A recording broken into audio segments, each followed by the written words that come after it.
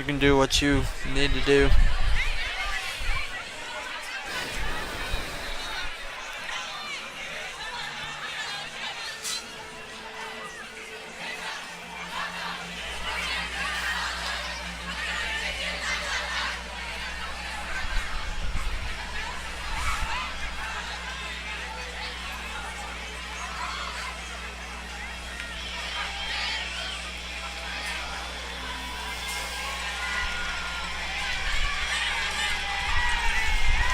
Welcome out to Preston Field, site of Week 3 high school football action here in Missouri, as we have the Park Hill Trojans taking on the Liberty North Eagles.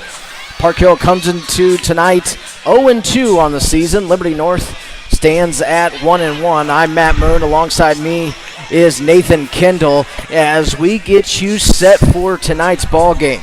Now let's talk about Park Hill for a little bit. Last year, Park Hill had a very good offensive team. Majority of that offense graduated and went on to play college football. And so now... In fact, one of them was on NBC last Saturday night. That's right. At Notre Dame. Ronnie Bell went on to play at the University of Michigan. And so it was good to see Ronnie last Saturday night playing for Michigan. But this year, the offense has sort of taken a step back, which you would expect with a lot of people graduating. And something that's been sort of a trend is the first halves have been very bad for this offense getting started. Second half, though, both weeks they've put up 21 points apiece. So now here's the question.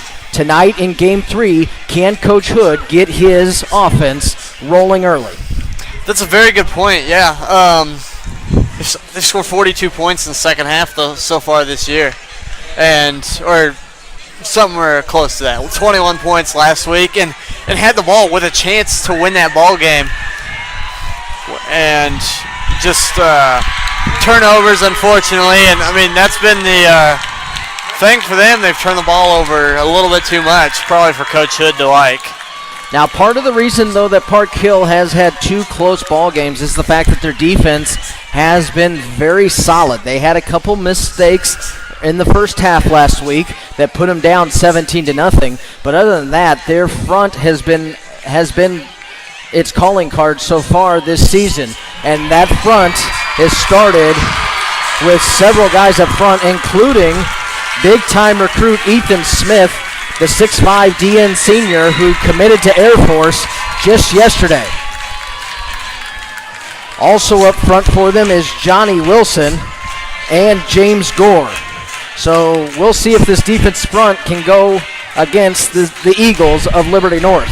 Now on the other side, the Liberty North Eagles. In Week 1, they stumbled out the gates and they lost to a very good Lee Summit North team, 40-13. But the following week, they beat Truman 49-0 at their home opener. And so for Coach Greg Jones trying to get this Liberty North Eagles program up and running, tonight is another test, and he wants to see if his team can continue the momentum they got last week after that 49-0 drubbing of Truman.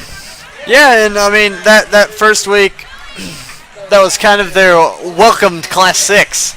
And welcome to District 4 there in Class 6.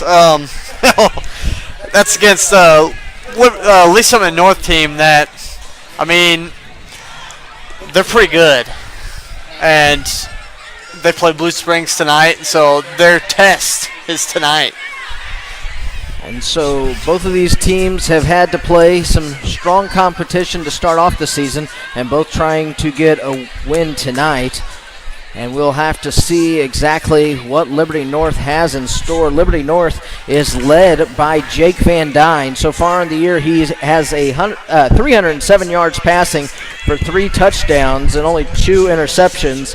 They also have a running back in Keyshawn Turner, a 6'1 junior, who has 224 yards on the ground on 41 carries and 3 touchdowns. And so those will be the big two guys tonight to watch for Liberty North as they're going to try to get their offense going against that big front for Park Hill. Yeah, it'll be interesting because I believe last week Turner had a really big game, and as did Van Dyne. And so it'll be very interesting to see the contrast for both of these sides. I mean, Liberty North's defense played really well last week. I mean, mind you, it's against Truman, who's not the stiffest competition, as a lot of people know. But I'll be very intrigued to see how their offensive line can handle this defensive line of Park Hill. Last year, these two teams met at Liberty North, and Park Hill was victorious 45-23. I expect we'll probably see a little bit of a closer game this year, as both of these teams, as we said, Park Hill has been a little bit of a mystery. First half, they have just not been able to get anything going on offense. We have captains coming out for the coin toss for the Trojans: Joe Webb, Hayden Wallace, and at quarterback, Ryan Graves. And on the other side for the Eagles, we have Nico Pelkey, Garrett Lynn, Sean Kopp, and Jersey Braden.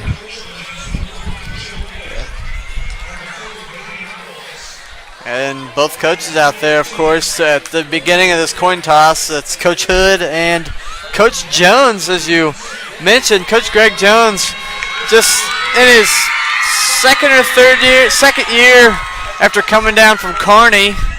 As we talked about, that was a big move. It was a very big move. Kearney, he had that program up and running. They were multiple times in a row going to state or at least to the semifinals, and he made the move to Liberty North, and now he's trying to get this program up and running. As you know, they're relatively young as a school, but also he's trying to get his young program going, and he's going up against someone who's has the program up and running, and Josh Hood. And Josh Hood, even though the team has fallen flat these first 2 weeks, he's a good enough coach. He can get his team to move to the next level. So we'll have to see if he can get him off to a good start tonight. Well, I'm sure we heard. I'm sure he and his team worked a lot on getting off to a better start. Last week, it seemed like every time they have a positive play, it was going back 10 yards for a holding or just something. Any positive play, they were going back. And so hopefully that's fixed up, as we see Park Hill will receive to start this football game. Yep, Liberty North did win the toss, and they decided to defer, so Park Hill will receive. And so we will get to see Josh Hood's offense early here tonight, and Ryan Graves will come out as the starter for them. He is 27 of 42 for 296 yards in the 2 games so far. He has 3 interceptions. He is the leading rusher on the team, though. He's run for 86 yards and has 1 touchdown so far this season. And so we'll have to see exactly what he does. Well, last week their most effective rusher was Peyton Stanfield, who had 1 carry and a touchdown. Was the most effective on the ground with an 8-yard run that pulled them, I believe, within that 3 points. Antonio McCullough and Jalen Noel will be back deep to return it for the Trojans. Joe Cronky, the sophomore kicker, make that Brady Pohl, the senior kicker, will have the ball teed up at the 40 to get us underway here for Week 3 football action here at Preston Field on the campus of Park Hill High School.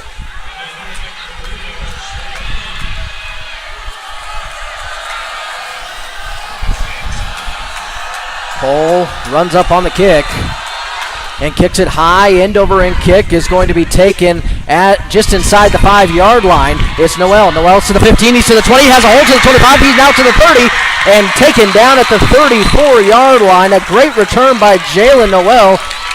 A tackle made by Luke Matthews. Otherwise, it probably would have gone another 20 yards.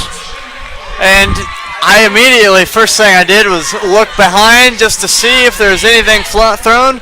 No yellow flags down, and so that's a big return to start the game for the Park Hill Trojans. So now here comes Ryan Graves leading the team onto the field. 3 wide receivers are going to be split out here to the near side. Joining him in the backfield is Javion Gathright. 1 wide receiver to the far side. Graves takes the snap. He's going to hand it off to Gathright. Gathright breaks a tackle and gets across the 35, but gets no more. A gain of 1 yard on first down. They'll bring up a 2nd and 9.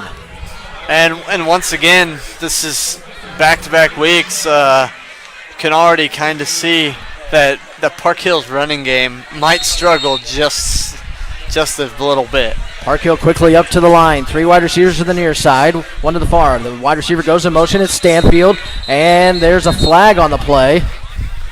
And actually, Graves actually kept that up the middle.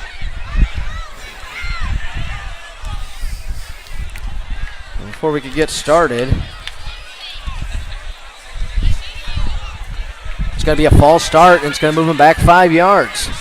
So like we talked last week, they would have a little bit of a positive play, and then they'd have a play miscue that would then push them back. So we now have a 2nd and 14. Ball sits at the 30-yard line. As looks like Gathright had to come off the field for this play. A little bit equipment malfunction, it appears. And so Bradford did enter the game. A blitz comes from the outside. It's going to be a sack. Ian Hicks takes down Graves back at the 22-yard line. A loss of 8 yards on the play. He'll bring up 3rd and 22. It's another one of those plays that we saw a lot of last week. Just a defender coming untouched around the edge. And he jumped to pat the pass down, and Graves smartly just ate it. And now we have a false start as Bradford started to lean forward, and so lose another 5 yards there. It'll now bring up a 3rd and 28 here on this first drive for Park Hill, and it's just not been good so far for the Trojans. And actually, they're going to say it's offside, so something good did happen there. We'll move the ball up 5 yards. So somebody must have jumped to cause Bradford to jump, or somebody must have been yelling something. I don't know, but we have instead a 3rd and 18 now for the Trojans. 3 wide receivers to the near side, 1 to the far. Gathright stands next to Graves, who stands in the shotgun. Graves takes the snap, drops back to pass, feels the pressure, now looks over the middle, throws to his intended receiver. It's incomplete. Intended on the play was Davis Suppis, but he could not bring it in, and it will be 4th down, and on will come the punting unit. And that was even one of those plays that it wasn't quite going to go for first down there. Hendrickson will line up to punt as A.J. Wood will be back to deep to return for the Eagles. Wood stands at his own 45-yard line. Trojans quickly shuffle in 11 guys here, and they finally got 11 on the field. Henderson takes the snap. He gets the ball away. This one's an okay punt. It's going to bounce at the 50, take a roll inside the 45 to the 42-yard line, and that's where the Eagles will take over 1st and 10 with 10:27 remaining here in the first quarter. So not the great first drive for the Trojans, and now we'll see what Jake Van Dyne has in store as he leads his offense onto the field. Again, Van Dyne on the season, 21 of 29 for 307 yards with 3 touchdowns. That's an impressive percentage for a junior quarterback there, 21 of 29. Not many that would be much better than that. Van Dyne takes the snap. He's going to roll to his right. Throw is going to be caught for a gain by Woods up to the 48-yard lines where they're going to spot it. A gain of 6 yards will bring up 2nd and 4.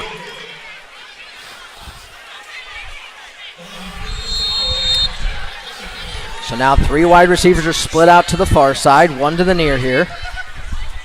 Van Dyne takes the snap. He's going to roll to his left this time. Going to throw, finds his intended receiver, and he drops the pass at the 45-yard line. Intended on the play was Braden Sturvino, who on the season had 6 for 86 for 1 touchdown, but was unable to bring that one in. 3rd and 4 now at the 48-yard line. I can already see how Liberty North is going to try to counter the great defensive line. They're going to try to roll Van Dyne to the left and right. Van Dyne steps back, quick pass outside to A.J. Wood. He makes the grab. He's down to the Trojan 46-yard line. That's going to be good enough for an Eagle first down here with 9:51 remaining in the first quarter. No score here, 0-0. Early first quarter. Now a back in the backfield. That's Keyshawn Turner. Handoff going to be to Turner. He's going to try the left side. He's going to be strung out.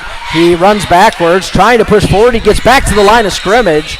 No gain. Great run by Turner to just get back as he was met in the backfield by multiple Trojan defenders, including Johnny Wilson, but was able to keep stringing it just enough until he got, actually they're going to say he got back to the 45, so about a gain of a half a yard.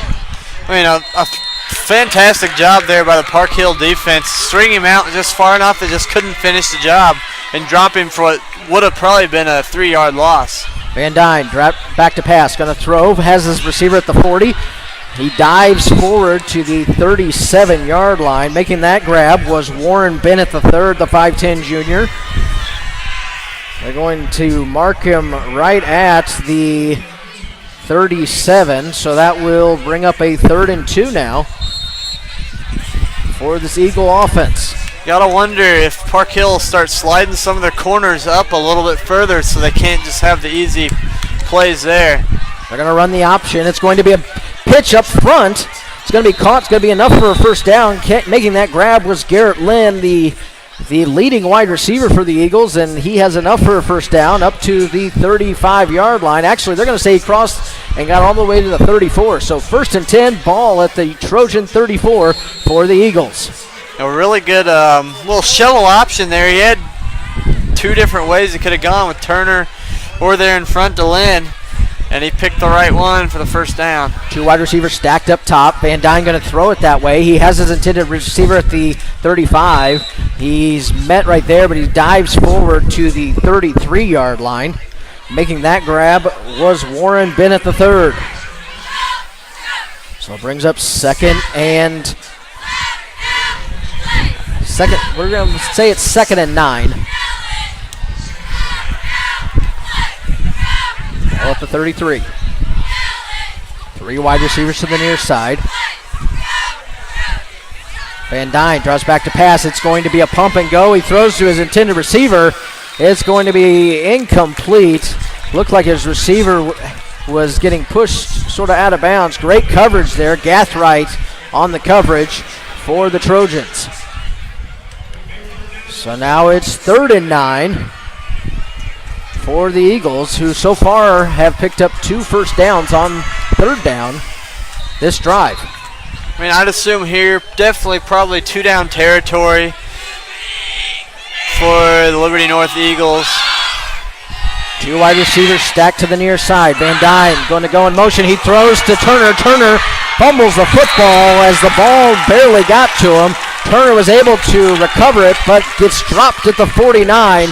Coming in and making that tackle was Mikey Miles, who came up to make the stop, and that'll bring up 4th down after the big loss, a 15-yard loss on 3rd down, and out will come the punting unit.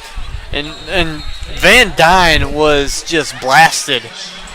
The defensive end went straight at him and hit him as he pitched that ball out, which forced the wild pitch and the big loss. Pull on to punt. Powell and Knoll back deep. Gets the punt away. This is a high spiraling punt. It's a very good punt, but it's going to land in the end zone for a touchback. And so after a few good first downs, Eagles have the big loss on 3rd down that then forces them to punt. And so we will take a timeout with 7:17 remaining here in the first quarter. Your score 0-0, Park Hill and Liberty North. Pizza in the Northland. Don't look any farther than Stone Canyon Pizza in Parkville. Locally owned and operated since 1995, Stone Canyon's pizzas are made to order from the freshest ingredients. Visit either location for lunch or an enjoyable evening in downtown Parkville or the Zona Rosa location across from Barnes & Noble. And of course, visit anytime at StoneCanyonPizza.com. Stone Canyon Pizza, a fixture in Parkville and proud supporter of Park Hill and Park Hill South Athletics.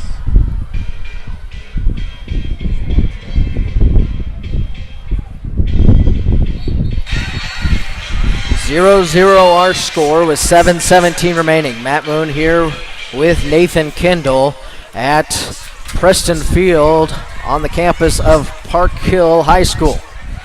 Park Hill got a stop on third down to force fourth down and got the ball back. And so the ball will be 1st and 10 at the 20-yard line as Ryan Graves will bring his offense out here and try to get something going. 3 wide receivers to the near side, 1 to the far. Graves, quick pass out to Webb. Webb cuts inside at the 20, he's at the 25, and taken down at the 28-yard line. Multiple Eagles in on the stop, including Tyler Eckersley, and that will bring up a 2nd and 2 after an 8-yard gain. Trojans quickly get up on the ball. Graves barking out the signal. Graves takes a snap. He's going to hand it off to Gathright, and no gain there as he's met in the backfield. Coming up to make the stop was big 96 Sean Kopp, the 6'2 senior. Now, that first play that we saw on this drive was exactly what we saw in the second half last week. That worked to perfection for the Park Hill Trojans. 3rd and 2, and now a defender is going to jump. Samuel Henderson jumped off sides, and that'll be good enough for a Trojan first down as they'll pick up 5 yards there. And the ball will be spotted at the just shy of the 34-yard line. So 1st and 10, ball sits just shy to the 34. Let's see if this will get the Trojan offense rolling here in the first half. 3 wide receivers stand to the far side, 1 to the near. Graves back to snap. He throws it, and it's caught by Suppis. And that's good for, looks like, 5 yards up to the 38-yard line. And so it'll bring up a 2nd and long 5 with 6:13 remaining here in the first quarter. Again, the snap is going to be a quick throw, and it's going to be dropped. His intended receiver, Noel, was unable to hold on to the ball. And so it'll bring up a 3rd down and a long 5. But you're noticing the quick tempo offense seems to work for the Trojans. We'll see if Coach Hood goes to it a little bit earlier in this half. Graves takes the snap, drops it back to Pax. He's going to throw to Noel in the flat. Noel has 2 blockers out in front. He makes one man miss. He's at the 40. He gets ridden out of bounds. He's going to be close to the first down. It will depend on the spot here.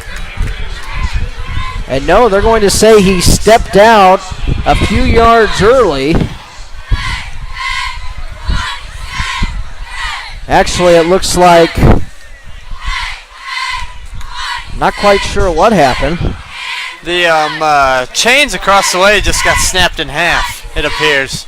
Oh, well, that will do it. I guess they'll have to take an official timeout to get that fixed. So they didn't even really spot the ball. It looks like the guy is standing at the 43. Yeah, that pull across the way got completely just snapped in clean half. So they're running over to the shed to go get a new set of chains. But there is some confusion here because I think the Trojans think they got a first down, but I don't think the mark will be enough for a first down. And again, we're not sure because the chain broke. I think they're going to be a couple yards short, but we'll see exactly what happened. It looked like on the play that Noel was able to lower his shoulder and possibly get close to it, but he must have stepped out over there on the end. Yeah, it looks like they'll probably, I'd say probably a yard If you're gonna say he's short, it's probably a yard. And I mean, it's also territory that Park Hill, you could go for it, as it is starting to rain, and with the wind blowing the way it is, it's coming down sideways here. And so ball control is going to be very important the rest of this game, and so we'll have to see exactly what happens with this chain, and they're taking a little bit of time. No, we're going to take a quick break. When we come back, hopefully they will have the first down marker taken care of here on 810varsity.com. Auto, home, life, umbrella, small business, or specialty coverages, Jeff Watt of Farmers Insurance looks forward to helping you make a wise decision for your future. Jeff's been a long-time resident of Liberty and is happy to answer any questions you might have. Give Jeff a call at 816-792-1415 or visit farmersagent.com/jwatt. Jeff Watt of Farmers Insurance, a proud supporter of the Liberty community and athletics.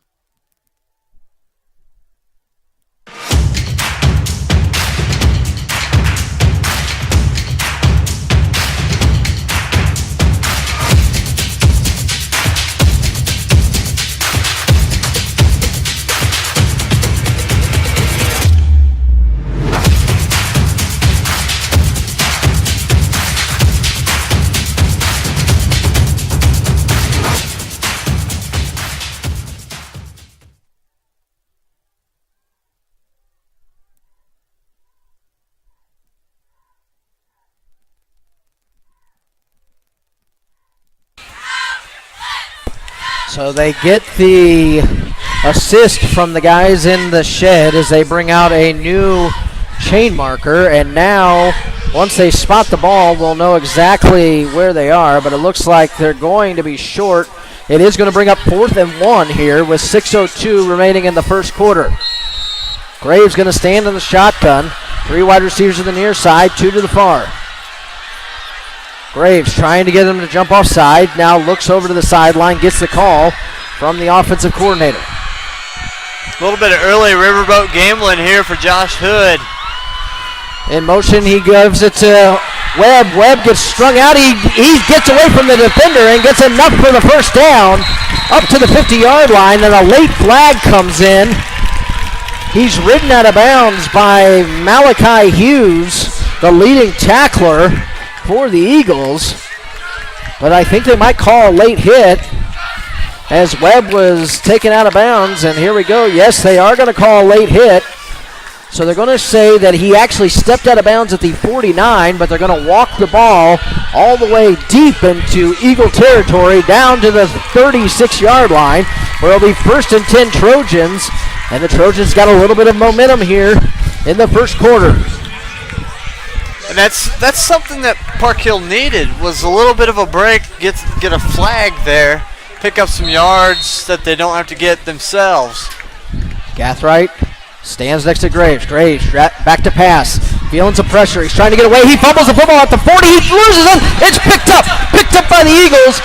Coming up with that was Ian Hicks, the 6'3 senior linebacker, and it's going to be 1st and 10 for the Eagles at the 40-yard line. And just when things were looking positive for the Trojans, another mistake on offense.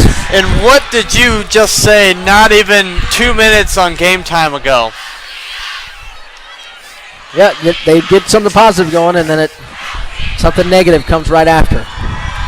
That was, you said they need to start holding on to the football, and at not even 2 minutes later, quarterback Ryan Graves fumbles it away. And now Liberty North has some momentum for their offense here. Van Dyne takes the snap. He's going to hand off to Turner. Turner tries the inside. He pushes forward to the 45-yard line. A gain of 5 yards on first down. They'll bring up 2nd down and 5. Gore was able to come up to make the stop. Also in on the tackle was Darian Neal.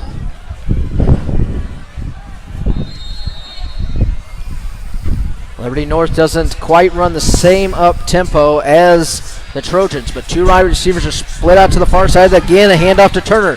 Turner trying to get around the first defender. And great job by Hayden Wallace holding on with his one good hand to stop him for maybe a yard gain. They're going to give him a yard up to the 46-yard line. It'll bring up a 3rd and 4. I think you're going to probably see a lot of the running game going here for both sides, really, as we get this game rolling along here. Wood, the lone receiver here towards the bottom of the field. It's going to be a throw down the middle intended for his receiver. That was Garrett Lynn, and unfortunately they're not able to make the grab. And so I'll bring up a 4th and 4. Now a decision here for Coach Jones. Coach Jones looks like he's going to keep the offense out there. 4:36 remaining here in the first quarter. No score. Turner stands in the backfield with Van Dyne. 2 wide receivers split out to the near side. Van Dyne now looks over to the sideline. Gets the call. And now wide receiver comes in motion, tightens up a little bit. Van Dyne takes the snap. It's going to be a punt is blocked. The punt is blocked. It's going to be caught by the up man here. Making that grab, it looks like Sam Owen makes the grab, and after the blocked punt, great field position for the Trojans. And a little interesting is Van Dyne didn't back up at all from the line in order to get that punt, and Hayden Wallace was just able to stick his hand out from his D-line position. I was going to say the same exact thing. Normally you see the quarterback take about 4 steps back and then will pooch punt it. That one took no steps back, just punted it from his spot at about 5 yards deep and didn't go well. Graves brings his offense out on the field. He's going to rush the football up to the 50-yard line. Actually, they're going to say he got to the... Nope, they're going to spot it right at the 50. Looked like the far linesman was going to mark it at the 49, but they're going to mark it right at the 50-yard line. So a gain of 5 yards will bring up 2nd and 5 after the run by Graves. Graves with Gathright standing to his left. 3 wide receivers to the far side, 1 to the near. Graves takes the snap. Going to throw it out to the flat to Knoll. Knoll has a blocker out in front. He gets to the 45. He's to the 40, 35, 30. Knoll breaks the tackle at the 20, 15, 10, 5. Touchdown. Touchdown Trojans. A 50-yard pass and run from Graves to Knoll. And the Trojans strike first and are on the board. And that's exactly what Park Hill needed, was a big play to go their way on offense, and that was, a well-executed, just a little bubble screen pass to Jalen Knoll as he goes 50 yards to the house. He caught it on the 50 and took it the rest of the way. Henrikson's PAT is up and it is good, but it looks like he got hit on the kick and is in some pain. You never like seeing that. And that was Trey Smith on the kick, and Trey Smith is down right now. They're going to call a personal foul, roughing the kicker, but it is up and good to make it 7-0 Trojans here in the first quarter. We're going to take an injury timeout, and when we return, we'll have kickoff after the 7-0 score, Park Hill. Selling or buying land, commercial or residential property in the Kansas City metro area, turn to the Rucker Group at RE/MAX First Choice. We put our 55 years of client service to work for you. Keep you informed every step of the process by utilizing powerful industry, technology, and marketing strategies to achieve results. Veteran operated, we live here, play here, and have kids in the school district. We are your local experts.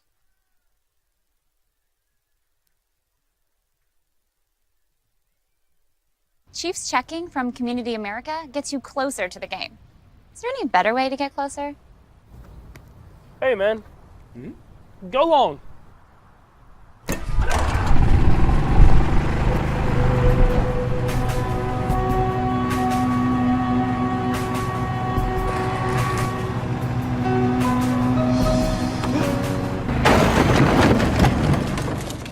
Chiefs checking from Community America. Trey Smith back onto the field as he is And now he got up and he walked out onto the field. And we'll now get to see if Trey Smith will return the kick here, or if he'll go ahead and they'll have to bring out their second kicker.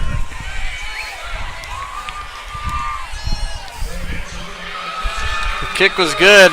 They'll kick off from the Liberty North 45, by the way, so this should be a pretty simple touchback, I'd say. Well, depending on who the kicker is, and it does look like they're bringing in another kicker. Jackson Austin, the 6'4 senior, is going to come out to kick for Park Hill. Back deep to return, Jimmy Abram. And also Zach Willingham Davis. I mean, one good thing about having two kickers on your roster, go from one to the other. An onside kick, it's going to bounce off the up man, it's going to be picked up, it's going to be Park Hill ball. Park Hill recovers at the 32-yard line. I'm just going to say, I'm assuming Coach Hood saw that on SportsCenter the other day. That's exactly what happened. A team in, I can't even remember what state, kicked onside kick right at a kid. It hit off his hands. They recovered the ball. I'm assuming they saw that, and Park Hill executed it to perfection. Trojans got some momentum here as they come out, take the ball. 1st and 10 at the Eagle 32-yard line. Ryan Graves, after his 50-yard touchdown pass, leads his team onto the field. Gathright going to stand to his right now. Graves takes the snap. Going to throw it and loses control of the football. Lucky to hold on to it. He's going to be officially taken down for a sack. Jimmy Abrams going to come up for the sack. He's going to be dropped back all the way to the 41-yard line. It's going to be a loss of 9 yards on the play. He'll bring up a 2nd and 19. Could have been a lot worse there for Park Hill. Very luckily, Ryan Graves was able to get on that ball, or to just be able to hold on to it. Wet conditions out here tonight. Graves with a hard count, now going to look over to the sideline. They were changing up the call. 3 wide receivers to the far side, 1 to the near.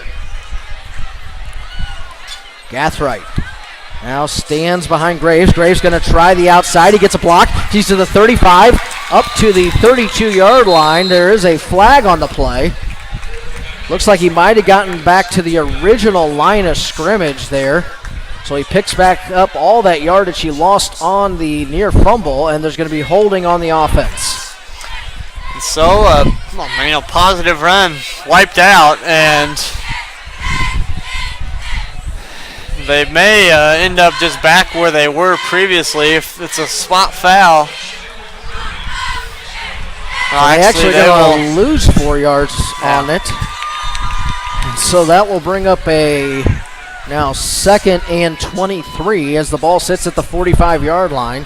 So after the onside kick following the touchdown, they have now backed up 13 yards from the original line of scrimmage. Graves back to pass. He's going to throw it. He has his intended receiver, Gathright. Gathrigh's at the 45, cuts inside at the 40, breaks with tackle, and gets inside the 40 down to the 38-yard line. Is where they're going to officially spot it. It's going to be a gain of 7 yards on the play. It makes it a little bit more manageable as it's now more of a 3rd and 15. They have to get to the 22-yard line for a first down. 3 wide receivers to the near side, 1 to the far. 2:46 remaining here in the first quarter. Graves going to drop back to pass. He's going to throw. He has an intended receiver at the 5-yard line. Touchdown! Touchdown! Trojans as Peyton Stanfield makes the grab. And that is a 37-yard touchdown pass from Graves to Stanfield, and the offense that's been the question mark all year in the first half, here in the first quarter, has gone up for 87 yards and 2 touchdowns on the arm of Ryan Graves. Backup kicker in now again. Jackson Austin on to attempt the extra point. Offsides probably, step back, kick is up, and it is good. And just like that, it is 14-0 Trojans with 2:39 remaining here in the first quarter. And if you're Coach Hood, you got to feel better about where your offense is at this point. Yeah, much better start to the ball game here for Park Hill. 14-0 lead. You got to feel really, really good. And now really it's just let your defense take over.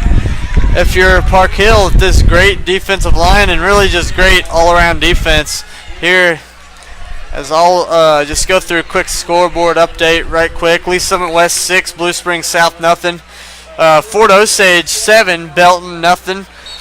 Blue Valley Northwest playing Harrisonville tonight. They lead 12-0 over Harrisonville. And Rockhurst with a 7-0 lead on Ray Peck. And a score in Class 3, the number one team in Class 3 actually, Odessa 34-0 on Holden. That game, I'm assuming, started early with the weather they're expecting in kind of central Missouri. Austin to kick it away. This one's a high spinning kick. It's going to bounce at the 22-yard line and take a direct right turn out of bounds. And so that'll be a legal procedure on the Trojans. And so the ball should come up to the 35-yard line and be pretty decent field position here for Liberty North as they try to dig out of this 2-touchdown hole that they put themselves in. But it's one of those things here for Liberty North. They have moved the ball on offense. They've got down into Park Hill territory, but they've just had a few mistakes here and there. So, I mean, they've got something to build off of. And so hopefully they, for them, hopefully they can continue that success on offense and get through the rain we got going on right now. 1st and 10, ball at the 35-yard line. Van Dyne stands in the shotgun. He's going to hand it off to Johnson. He's going to break a tackle. He's to the 40. He keeps rumbling forward, gets up to the 41. Actually make that Keyshawn Turner, the 6'1 junior, who's going to pick up. Nope, they're going to say he got dropped at the 40. So a gain of 5 yards, going to bring up 2nd and 5. Keyshawn Turner, 6'1", 220. It's a big running back. Liberty North not as spread out now in more of a tight formation. 2 wide receivers each side, tightened up. Now going to hand off to Turner. Turner gets a block. He's at the 45. He bounces outside. He's inside to the 50 and inside to Trojan territory at the 48-yard line. Another big run there.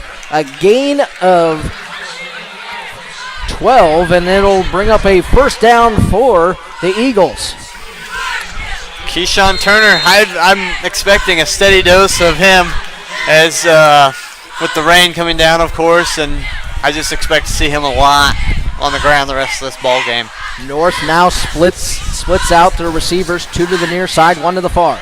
Van Dyne drop back to Peck. No, he's going to hand it off to Turner, and Turner scoots forward for a gain of 3 yards. Actually, yep, they're going to say it's 3-yard gain up to the 46-yard line.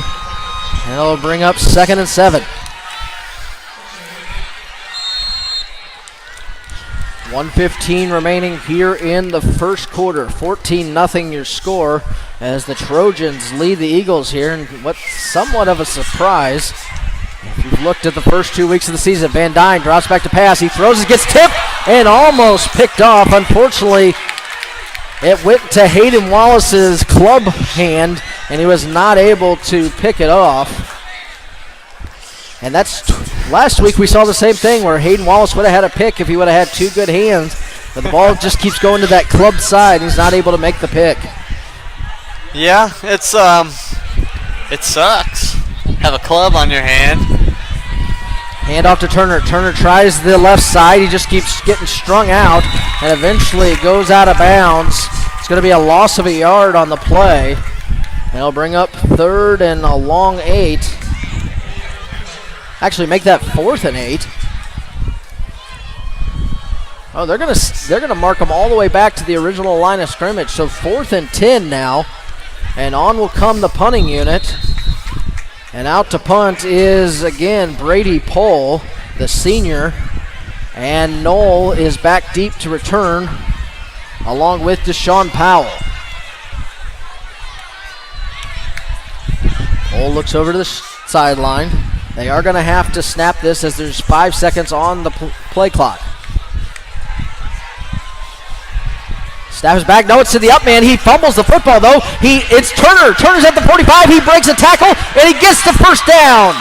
Turner inside the 40 to the 37-yard line, and it's 1st and 10 Eagles after the fake punt, and 2 seconds remaining here in the first quarter.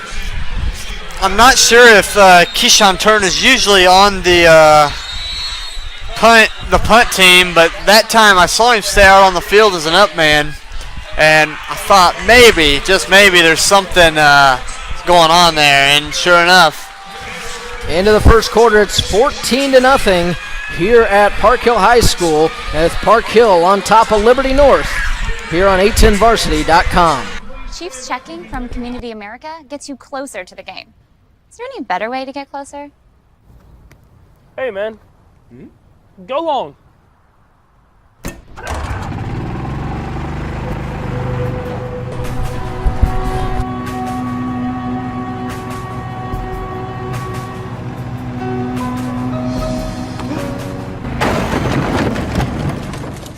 Chiefs checking from Community America. 14-0 is our score. Liberty North has driven into Trojan territory. After they had a 4th down, they ran a fake punt to get the first down. Van Dyne back onto the field, stands in the shotgun. He's going to hand it off to Turner. Turner again pushing forward to the 30. He tries to spin forward for some more yardage, does get some up to the 28-yard line. He's going to be a yard short, but a gain of 9 on first down will bring up 2nd and 1.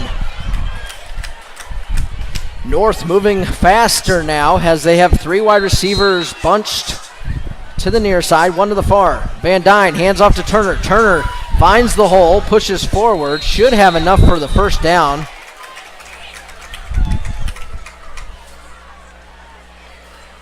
And they're going to mark him just shy, so he'll bring up 3rd and inches. Looked like he had enough for the first down, but they marked him just shy. So he'll bring up 3rd and inches here. And 3 wide receivers to the near side. Van Dyne looks over the sideline, gets the call from Coach Jones. 10 seconds on the play clock. Turner moves to the right. Now going to hand it off to Turner. Turner's going to try the left side. He breaks a tackle. He's going to be dropped for a loss. Coming up to make the stop is Javion Gathright. A loss of a yard on the play. It's going to bring up 4th down. And that'll bring up a 4th and looks like 2 yards at this point. And now a question for Coach Jones. With the rain, you're obviously probably not going to try the field goal, so you got to go here as the ball sits just shy of the 29-yard line. I expect Turner to see the ball one more time on this drive. Van Dyne trying to get the Trojan defense to jump off. Doesn't get it. Turner's going to switch now to the left side. It's going to be a handoff to Turner. Turner trying to get a block. He's pushing forward. He's not going to get it. He barely got back to the 30. He got back to the 29, and that is it. The Trojan defense holds. Johnny Wilson in on the stop, and it'll be 1st and 10 Trojans at the 29. Ball sits just shy of the 30-yard line with 9:54 remaining here in the first half. Big stop there for the Trojan offense, and the momentum they have here on the offensive side, we'll see if they can go right back down the field and get another touchdown here, make it a 3-score ball game. 3 wide receivers split out to the far side, 1 to the near. Snap back to Graves. He's going to quickly throw it out to the flat. It's going to be caught by his intended receiver. Making that grab was Look like Evan Sambursky. He'll pick up 2 yards. They'll bring up 2nd and 8. This time Graves is going to keep the ball. He's going to run. He breaks 1 tackle. Picks up, looks like 3 yards on the play. He's going to get up to the 36-yard line. Make it the 37. He'll bring up 3rd and 3 now for the Trojans. Quickly, the Trojans get back up on the ball. 3 wide receivers split out to the near side. 1 man stands all alone to the far. Graves now going to slow it down, looks over to the sideline.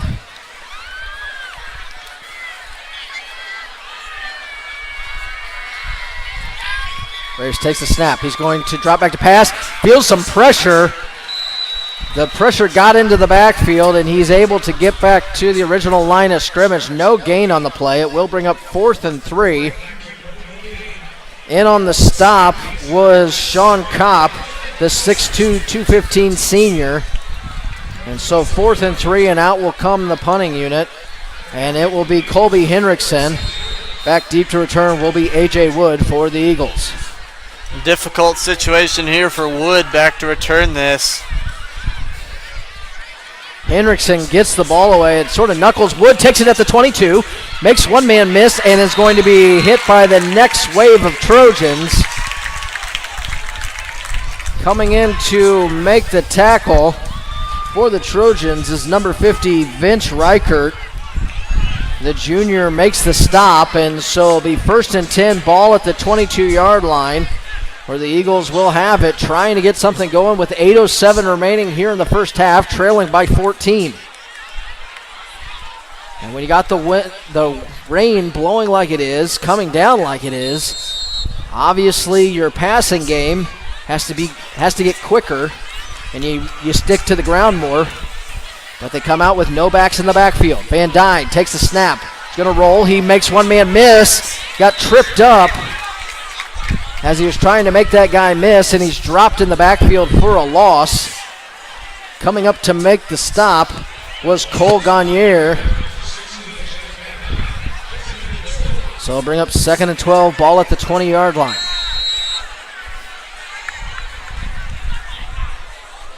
Again, I marvel at the fact that the 2 inside linebackers both have clubs on their hands and on the opposite hands. So one has it on their right, one has it on their left. And hand off to Turner. Turner breaks a tackle. He now bounces to the outside.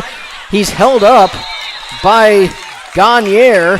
Also in on the stop was Seth Garrison, as it's a gain of 3 yards to bring up 3rd and 9 here up to the 23-yard line.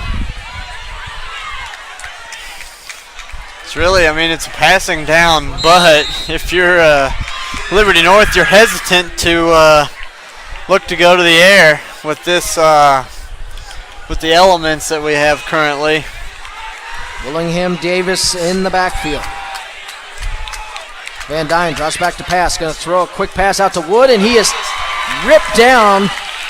Incomplete pass. Coming over to take him down as he's trying to make the grab was Donovan Bustamante. And just like that, it's 4th and 9, and out will come the punter once again to punt it away. Brady Pohl, the 6'2 senior, on to punt for the Eagles. Back deep to return is Knoll and Powell. And the Trojans should get pretty good field position here.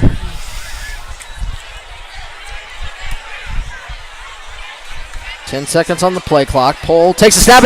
It bounces off his hands at the 5. It's kicked around. He gets drilled.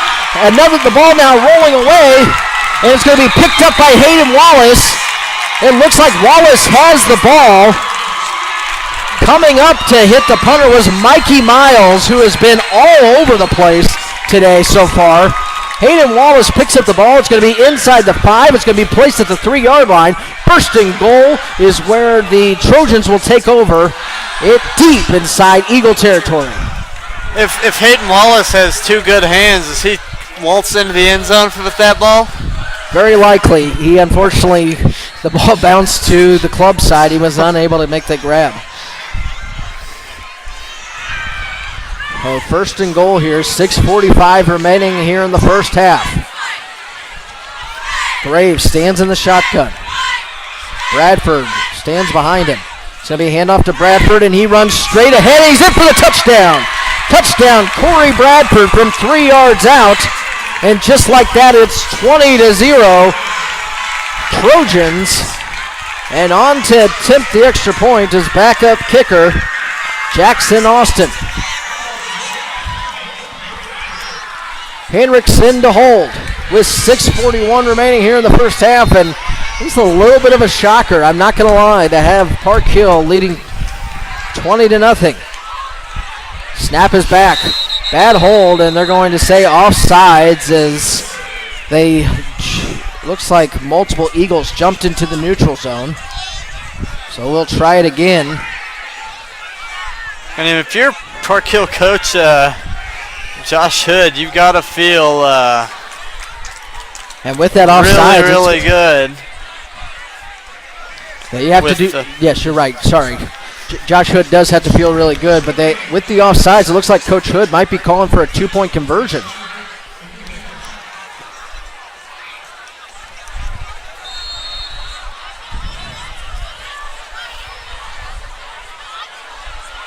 Very intrigued. Yeah, ball at about the 1.5 yard line. Yeah, I'd see they're going to go for it. And they've got,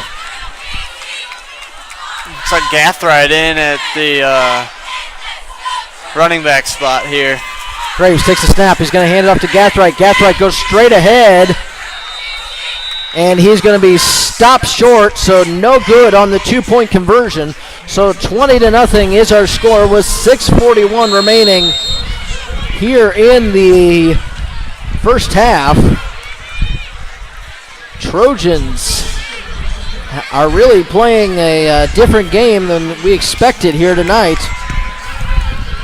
We'll take a quick timeout with more football here on a10varsity.com. Mid-size banks in Kansas City in 2014 by the Kansas City Business Journal. Try our new mobile deposit options on our new banking app. For more information on locations, apps, loans, and more, visit one of our locations or online at PlatteValleyBank.com. Platte Valley Bank, proudly supporting high school athletics in the Northland. Visit anytime at PlatteValleyBank.com. Member FDIC.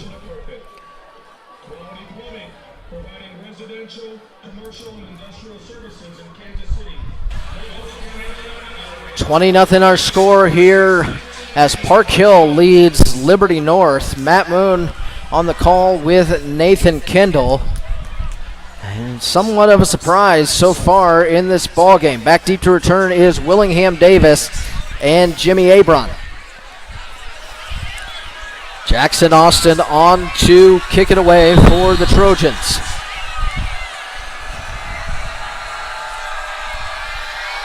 Austin kicks the ball. This one's going to bounce at the 15, and it's going to be dropped out of bounds by Abron. He was unable to corral it, and they're going to mark it at the 15, and so it'll be 1st and 10 Eagles at the 15-yard line. And so far, the rain seems to be affecting the Eagles more than it is the Trojans. We saw that first turnover by the Trojans because of the rain, but since then, they've done a better job with ball security. Yes, exactly. Yeah, I wasn't sure exactly what to expect with the rain. It's just one of those. It's kind of a nuisance. It's not one that's driving down on their heads, hard rain like that. It's just kind of one of those. It's like it's just steady. It's not changing. Van Dyne takes the snap. He's going to hand off to Willingham Davis. Davis is going to push ahead and eventually going to get stopped at the 20-yard line. Going to be a gain of 5 yards on first down. They'll bring up 2nd and 5.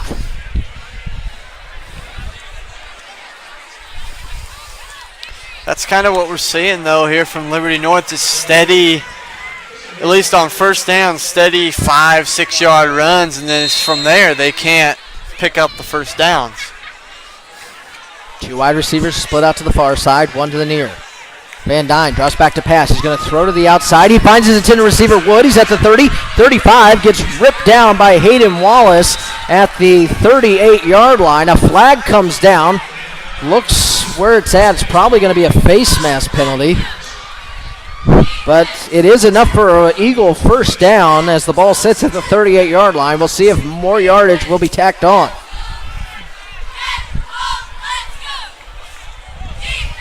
$5:59 remaining here in the first half. I'm trying to figure out what the officials are doing here.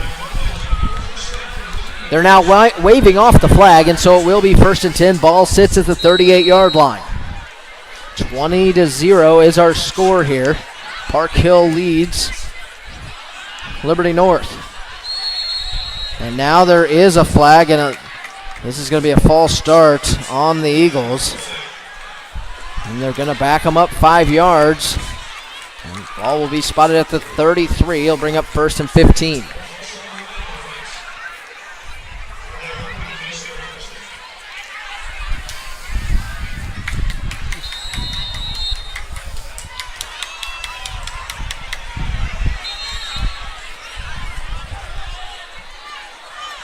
Two wide receivers stacked here to the near side. It's going to be a handoff to Willingham Davis. He's trying the right side. He gets back to the original line of scrimmage. Looks like he might have gotten to the 39-yard line. A gain of 6 yards on first down. He'll bring up 2nd and 9 now for the Eagles.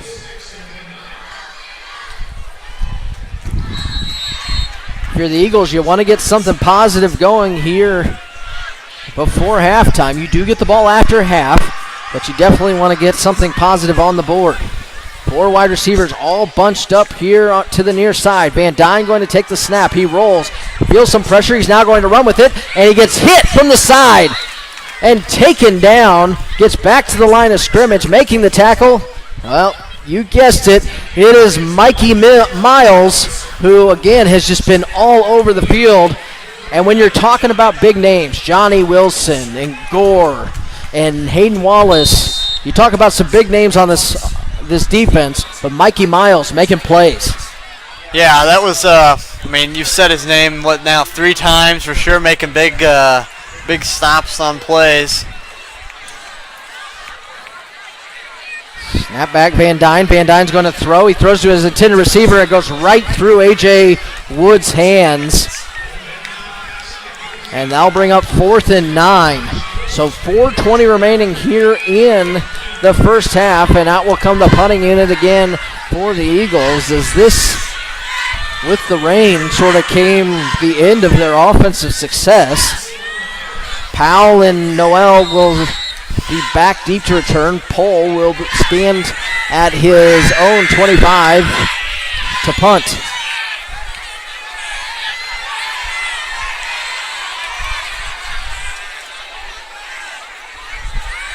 Snap is back. Pohl does get this one. He's going to get it away. High spiraling punt. It's going to drive Powell to the 20-yard line. It's going to take a sideways bounce and actually take a Trojan back bounce to the 21-yard line. And so it'll be 1st and 10 Trojans just shy of the 22 at about the 21.5 with 4:11 remaining here in the first half. And the Trojans lead by 20. Really good punt there by Pohl, though, to pin him back deep here with 4:11 to play. And if you're this Eagles defense, after pitching a shutout last week, you give up 20 points this week. You have to be a little upset with yourself, and you need to get a turnover now to try to flip things back your way before halftime.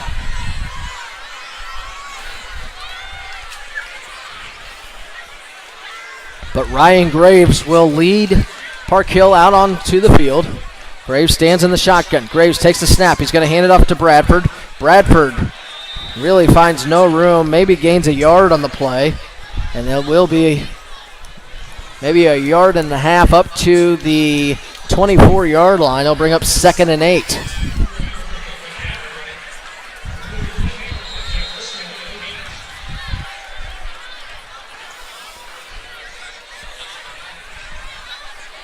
Two wide receivers to the near side. In motion goes Webb, and there's going to be a false start.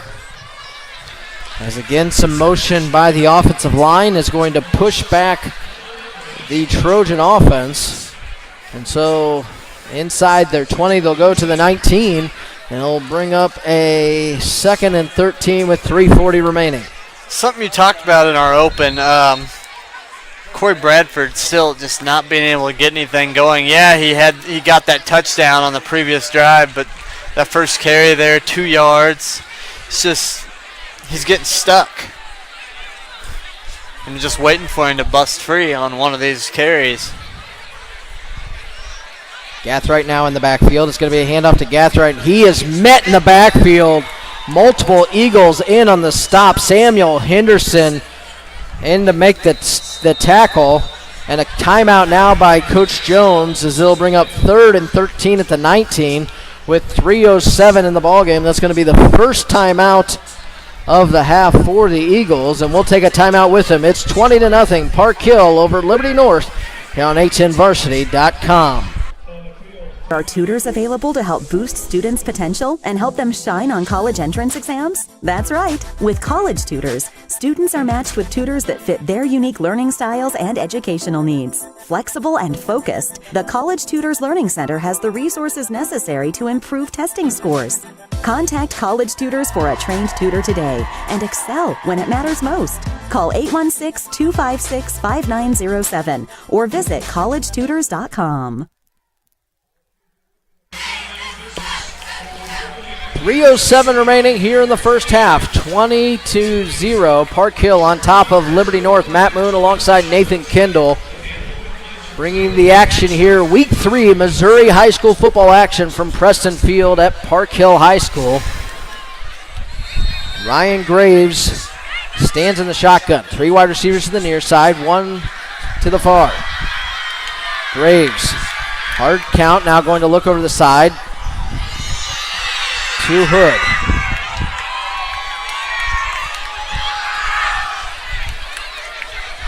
Five seconds on the play clock. Graves takes the snap. Looking down the field. He's feeling some pressure. He's going to roll to his right. Throws to his intended receiver. It's Knoll. He had him, and he dropped the first down pass. And that'll bring up 4th and 13, but he had Jalen Knoll wide open at the 37, and Knoll could just not bring it in. So now on to punt will be Colby Henriksen. Back deep to return will be A.J. Wood. Henriksen was able to uncork a really good kick last time. And with the way they've had trouble holding on to it, Henriksen gets this one away. This one's a end over end punt. And it's going to bounce to the 25, keep rolling inside the 20. To the 19-yard line, and that's where the Eagles will take over. 2:47 remaining here in the first half. Trailing by 20, and the Eagles got to get something going here right before halftime.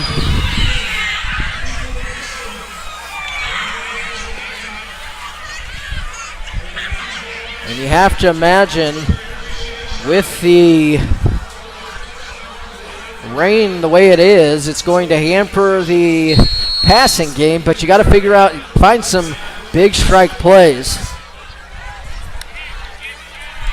Looking out on the field, Keyshawn Turner will return to the ball game. He must have just gotten a breather on that last drive, as Willingham Davis was the main running back last drive. Handoff to Turner. Turner's going to try the hole. He gets to the 35-yard line. It's going to be a gain of 6 yards on first down. They'll bring up 2nd and 4. Time's ticking as the clock runs under 2:30 remaining. Have to feel more sense of urgency here from the Eagles. Yeah, and if you're Liberty North here, you score here before halftime and you get the ball right back. Handoff to Turner again. He gets a block. Stutter step is going to be met by multiple Eagles. He gets up to the 29-yard line. Looks like there's a flag on the play, behind the play, and it looks like it's going to be holding on the offense as one of the offensive linemen is pleading his case to no avail. And And so they're going to go ahead and push it back with 2:14 remaining here in the first half. Ball now going to be spotted at the 15-yard line. So a loss of 10 yards on the penalty. It'll bring up 2nd and 14.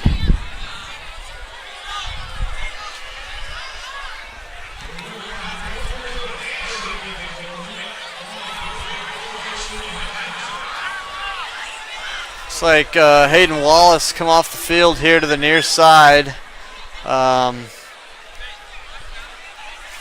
Looks like maybe some blood on his elbow, so he has to come off the field for Van Dyne takes a snap. He's going to roll to his right. Pump fakes. Feeling some pressure. He's going to throw a nice ball down the field. It's A.J. Wood! A.J. Wood has it at the 50-yard line as he is able to bring it in. There is flag on the play. We'll see what they call. The back judge was the one that threw it, so you have to expect it has to be some sort of pass interference. But what a play by Van Dyne, feeling the pressure coming from the backside to throw the ball down the field to Wood. He's going to catch the ball at the Eagle 49. They called a personal foul at the end of that. I think they called a face mask. Interesting call on roughing the passer. Not even sure. There's something added to the end of the play. Yeah, 15 yards, and so Liberty North is in business. 1st down and 10. 1st and 10. Ball at the the Trojan 36. Liberty North driving it down here now with the clock ticks into 2 minutes. A handoff to Turner. Turner tries the inside. He's going to get inside the 35 to the 34-yard line. A gain of 2 yards. They'll bring up 2nd and 8. Have to figure Coach Jones has to get them to move a little bit faster here. Get the team back up on the ball. A lot of time ticking off the clock. 1:30 remaining. And you want to score right before half.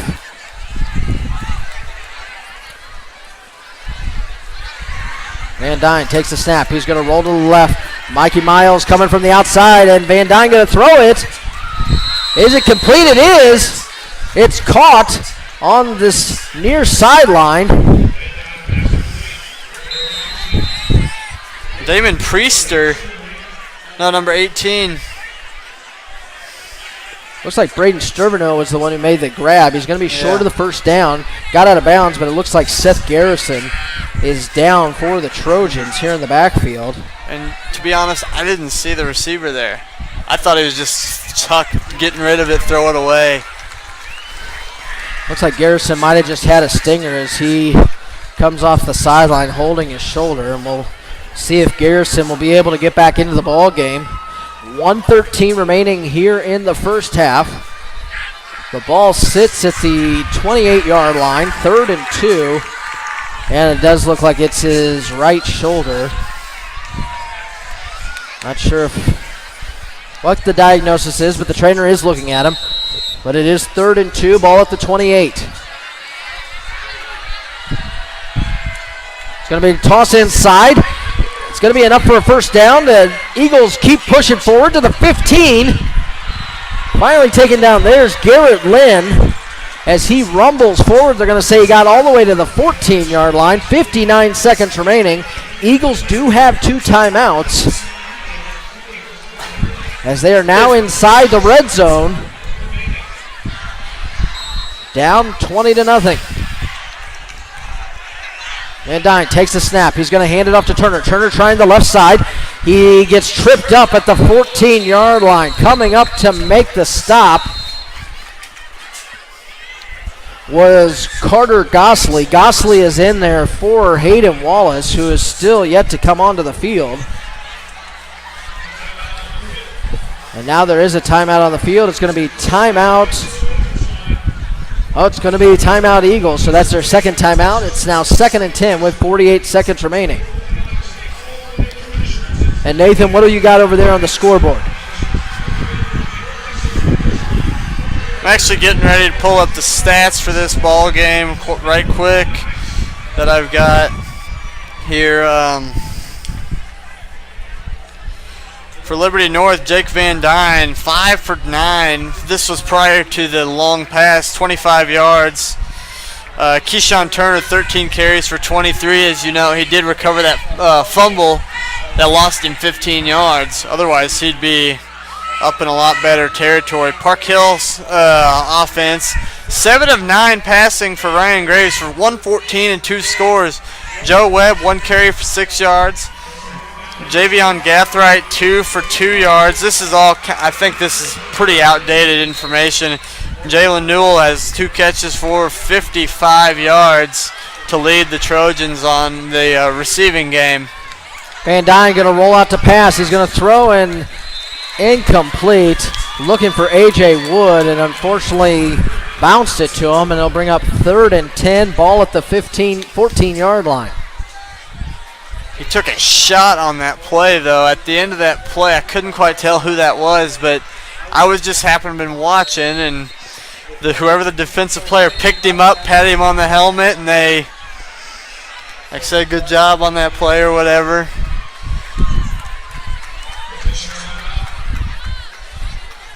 Oh, official timeout looks like maybe an equipment issue.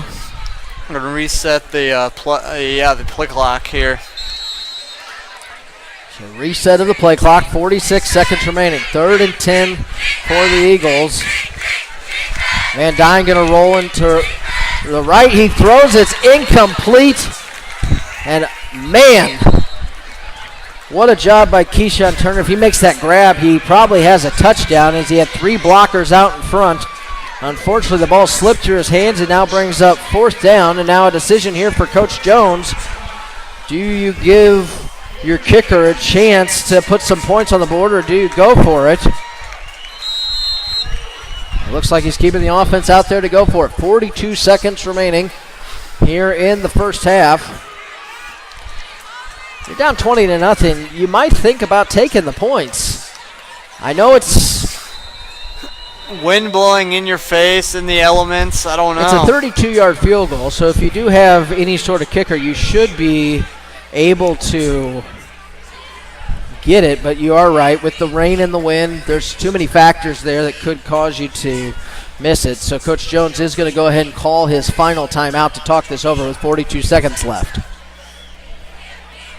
And now what do we got on the scoreboard? Let's see, Odessa ended up holding 34-0. Lee Summit North with a 7-0 lead on Blue Springs. An interesting matchup there. Lee Summit West 19, Blue Springs South 7. Staley and Lee Summit tied at 7 currently. The Liberty Blue Jays 21, Truman Patriots nothing. No score between Park Hill South and St. Joe Central. So it does look like they're going to trot the kicking team out. Brady Pohl on to attempt the 31-yard kick. To hold will be Van Dyne. The snap is back. It's off of Van Dyne's helmet. Van Dyne trying to get it. Pohl now has it. He just drops to the ground. So things go, they get no points because unfortunately the ball slips through their hands. And again, the rain is causing issues here tonight. And the Eagles are having the most issues. And so with 38 seconds left, the Trojans will take over, leading 20-0 with the ball at their own 32-yard line. With 2 timeouts left. So, I mean, and I can see right down here their kicker, Jackson Austin, is warming up. So don't be surprised if Park Hill goes to try to get some points here before the half. Ryan Graves runs his team out on the field. 3 wide receivers split out to the far side, 1 to the near. Graves takes the snap. He's going to throw it into the flat. It's going to be Gathright. Gathright has it at the 30. Gets a block. He's at the 35. He's to the 40. Cuts back inside. There is a flag on the play. Looks like it's probably going to be a hold on Joe Webb. So the pickup of 10 yards is going to be negated by that penalty. I did have a little issue there. Gathright, instead of cutting back to the inside, cut that back to the outside. Get out of bounds. Save your team a timeout on that situation.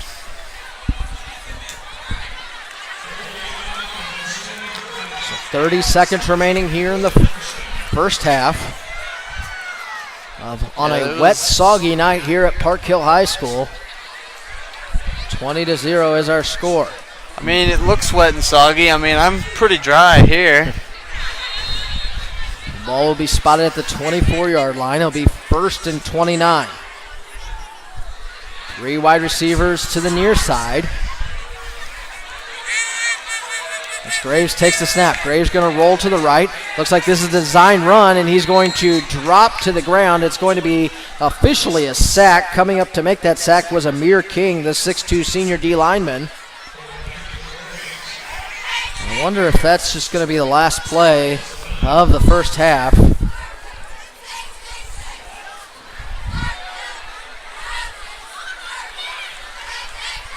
And it is. They're going to go ahead and make that the last play of the first half. Good first half for the Trojans. They put 20 points up on the board and lead 20-0 here over Liberty North. Here it's halftime on 810varsity.com. Whether it be auto, home, life, umbrella, small business, or specialty coverages, Jeff Watt of Farmers Insurance looks forward to helping you make a wise decision for your future. Jeff's been a long-time resident of Liberty and is happy to answer any questions you might have. Give Jeff a call at 816-792-1415 or visit farmersagent.com/jwatt. Jeff Watt of Farmers Insurance, a proud supporter of the Liberty community and athletics.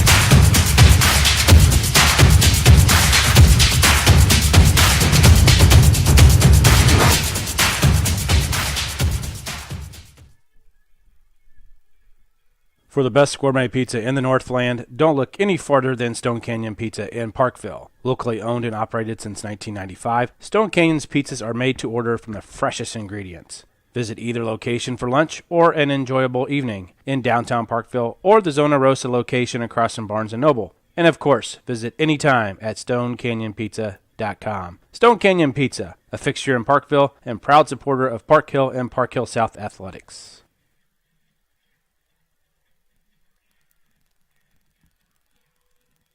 When it comes to selling or buying land, commercial or residential property in the Kansas City metro area, turn to the Rucker Group at RE/MAX First Choice. We put our 55 years of client service to work for you. Keep you informed every step of the process by utilizing powerful industry, technology, and marketing strategies to achieve results. Veteran operated, we live here, play here, and have kids in the school district. We are your local experts.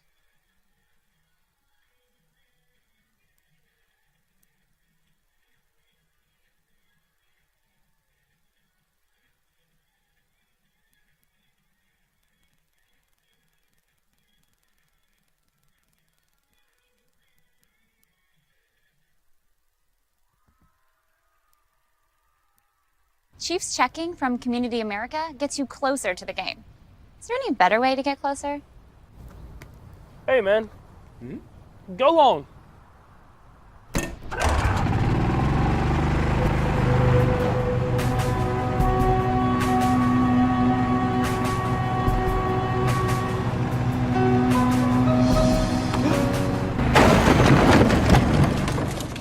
Chiefs checking from Community America.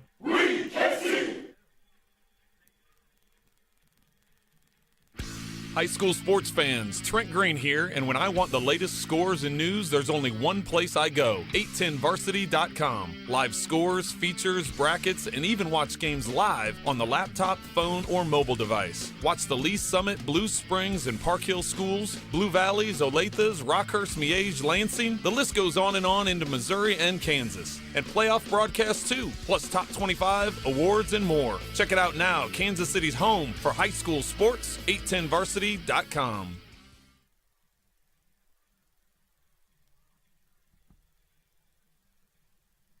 Did you know there are tutors available to help boost students' potential and help them shine on college entrance exams? That's right. With College Tutors, students are matched with tutors that fit their unique learning styles and educational needs. Flexible and focused, the College Tutors Learning Center has the resources necessary to improve testing scores.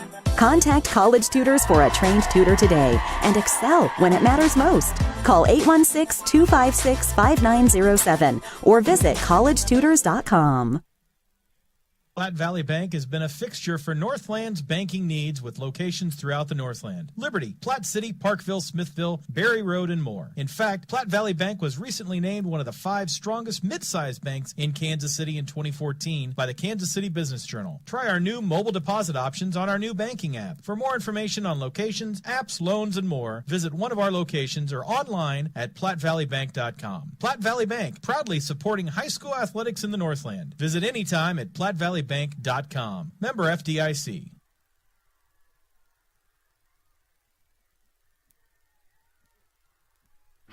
High school sports fans, Trent Green here, and when I want the latest scores and news, there's only one place I go, 810varsity.com. Live scores, features, brackets, and even watch games live on the laptop, phone, or mobile device. Watch the Lee Summit, Blue Springs, and Park Hill schools, Blue Valleys, Olathes, Rockhurst, Miege, Lansing. The list goes on into Missouri and Kansas. And playoff broadcasts too, plus top 25, awards, and more. Check it out now, Kansas City's home for high school sports, 810varsity.com.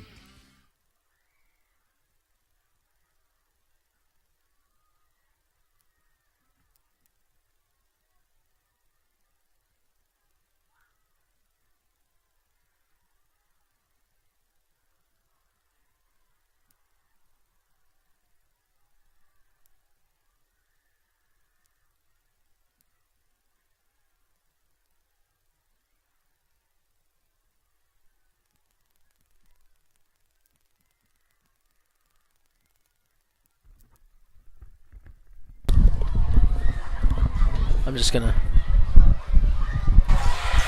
20-0 our score here at halftime. Matt Moon alongside of Nathan Kimball. Just gonna run down quick scoreboard of how we got where we're at here at halftime. First off, after 2 possessions that went nowhere, Park Hill's Ryan Graves hit Jalen Noel on a pass out into the flat that went 50 yards for the 7-0 touchdown. On the extra point, there was a roughing the kicker penalty, which then put the ball at the 45-yard line. Park Hill then tried an onside kick, got the ball at the 32, but after a penalty had the ball at the 37, and that's where Graves found Peyton Stanfield to make it 14-0. And that's where we ended the first quarter, 14-0. Going to the second quarter, though, after a fumbled punt, the Trojans were set up nicely at the 3-yard line, and that's where Corey Bradford ran it in on a 3-yard touchdown run. They tried to go for 2 and were unable to get it, and it was 20-0 Park Hill, and that's where we are at halftime. Again, Park Hill leads Liberty North 20-0, and now we're to Nathan Kendall, who will run down the scoreboard. Yeah, just some, as I said, Odessa 34, Holden nothing. Lee Summit North leads Blue Springs still 7-0. That's a intriguing game for a lot of people in this area. Lee Summit West has opened up their lead 27-7 on Blue Springs South. Staley and Lee Summit still tied at 7. Liberty 21, Truman nothing. Probably the most amazing score of the night. Park Hill South 4. St. Joe Central nothing. Very interesting. It's just kind of fun. We'll see Park Hill South back here next week. Can't quite remember who they're supposed to play next week, but they will be here. Raytown leads Raytown South in the Battle of Raytown 13-0. Fort Osage 14, Belton Pirates nothing. North Kansas City 28, Ruskin nothing. North Kansas City, a note on them. Running back Clyde Price quest for 3K on the ground this season, and it's just continuing, it seems like, just looking at that score. William Chrisman 14, Oak Park nothing. Oak Park, if everybody remembers, they pulled off the upset of the weekend last week, knocking off Raytown 14-7. Grandview 10, Winnetonka nothing. Kearney 14, Platte County 6. And an interesting battle in Class 4. Both of these games here, interesting battles there. Kearney with a 14-6 lead over Platte County. And Smithville 16, Green Valley nothing. Fun ball game going right there. Blue Valley Northwest 12, Harrisonville 6, Rockhurst 17, Ray Peck 7. Good ball game there. And now in the MEC, St. Pius the 10th 20, and Cameron 8. Maryville 33, Chillicothe nothing. Excelsior Springs 47, Central Blue Eagles nothing. Center 20, Oak Grove 7, Pleasant Hill 20, Richmond nothing. Warrensburg 21, Sedalia Smith Cotton nothing. Savannah 70, St. Joe LeBlanc 7. And then Webb City 20, Neosho nothing. And then just some area Kansas scores to watch. Bishop Miege 35, Blue Valley West 7, Blue Valley North 14, Blue Valley 6. St. Thomas Aquinas 42, Blue Valley Southwest 6. St. James 6, Mill Valley nothing. Gardner Edgerton 41, Olathe West 14. Shawnee Mission East looking to get in the win column 33, Lawrence nothing. Free State 28, Olathe East nothing. Blue Valley Olathe North 34, Shawnee Mission North 7, Olathe South 22, Olathe Northwest 7, Shawnee Mission Northwest 14, Leavenworth nothing. Shawnee Mission West 6, Shawnee Mission South 6. Baser Linwood 7, Lansing nothing. DeSoto 26, Wyandotte nothing. That's our major area scores here. So I continue just to look down the scoreboard right quick. So some very interesting games going right there as we are going tonight. I'm intrigued to check out the end of that game there between Lee Summit North and Blue Springs, with that being a 7-0 score. As next week we will have Staley coming down to face off with Park Hill South next Friday night here at Preston Field. As Staley, as I mentioned, tied at 7 with Lee Summit. It's an interesting score there.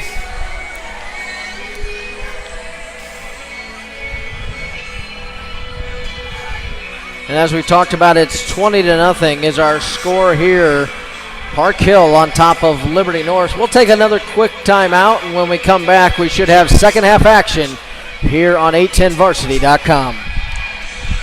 Whether it be auto, home, life, umbrella, small business, or specialty coverages, Jeff Watt of Farmers Insurance looks forward to helping you make a wise decision for your future. Jeff's been a long-time resident of Liberty and is happy to answer any questions you might have. Give Jeff a call at 816-792-1415 or visit farmersagent.com/jwatt. Jeff Watt of Farmers Insurance, a proud supporter of the Liberty community and athletics.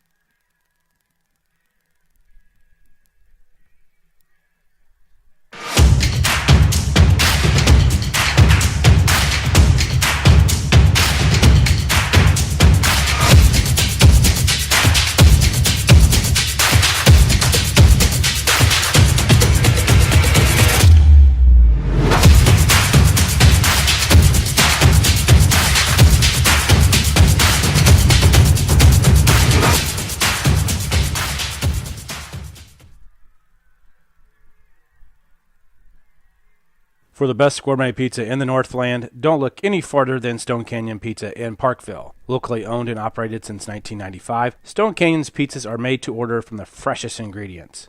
Visit either location for lunch or an enjoyable evening in downtown Parkville or the Zona Rosa location across from Barnes & Noble. And of course, visit anytime at StoneCanyonPizza.com. Stone Canyon Pizza, a fixture in Parkville and proud supporter of Park Hill and Park Hill South athletics.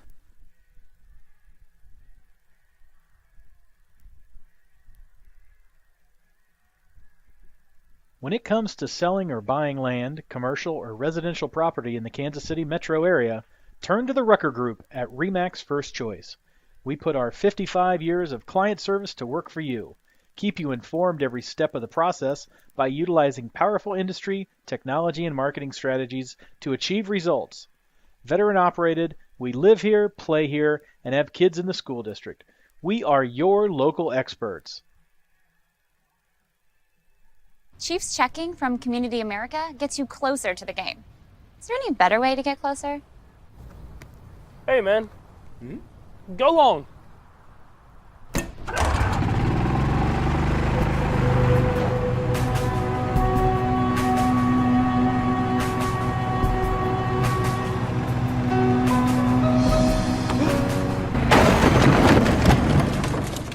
Chiefs checking from Community America.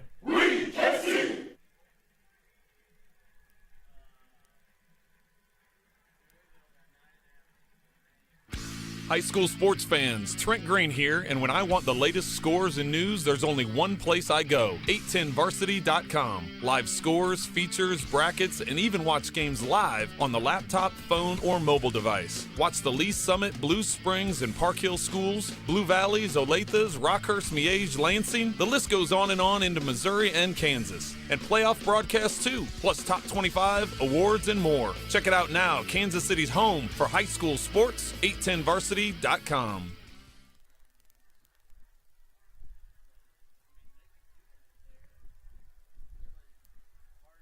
Did you know there are tutors available to help boost students' potential and help them shine on college entrance exams? That's right. With College Tutors, students are matched with tutors that fit their unique learning styles and educational needs. Flexible and focused, the College Tutors Learning Center has the resources necessary to improve testing scores. Contact College Tutors for a trained tutor today and excel when it matters most. Call 816-256-5907 or visit collegetutors.com. Platte Valley Bank has been a fixture for Northland's banking needs with locations throughout the Northland. Liberty, Platte City, Parkville, Smithville, Berry Road, and more. In fact, Platte Valley Bank was recently named one of the 5 strongest mid-sized banks in Kansas City in 2014 by the Kansas City Business Journal. Try our new mobile deposit options on our new banking app. For more information on locations, apps, loans, and more, visit one of our locations or online at PlatteValleyBank.com. Platte Valley Bank, proudly supporting high school athletics in the Northland. Visit anytime at PlatteValleyBank.com. Member FDIC.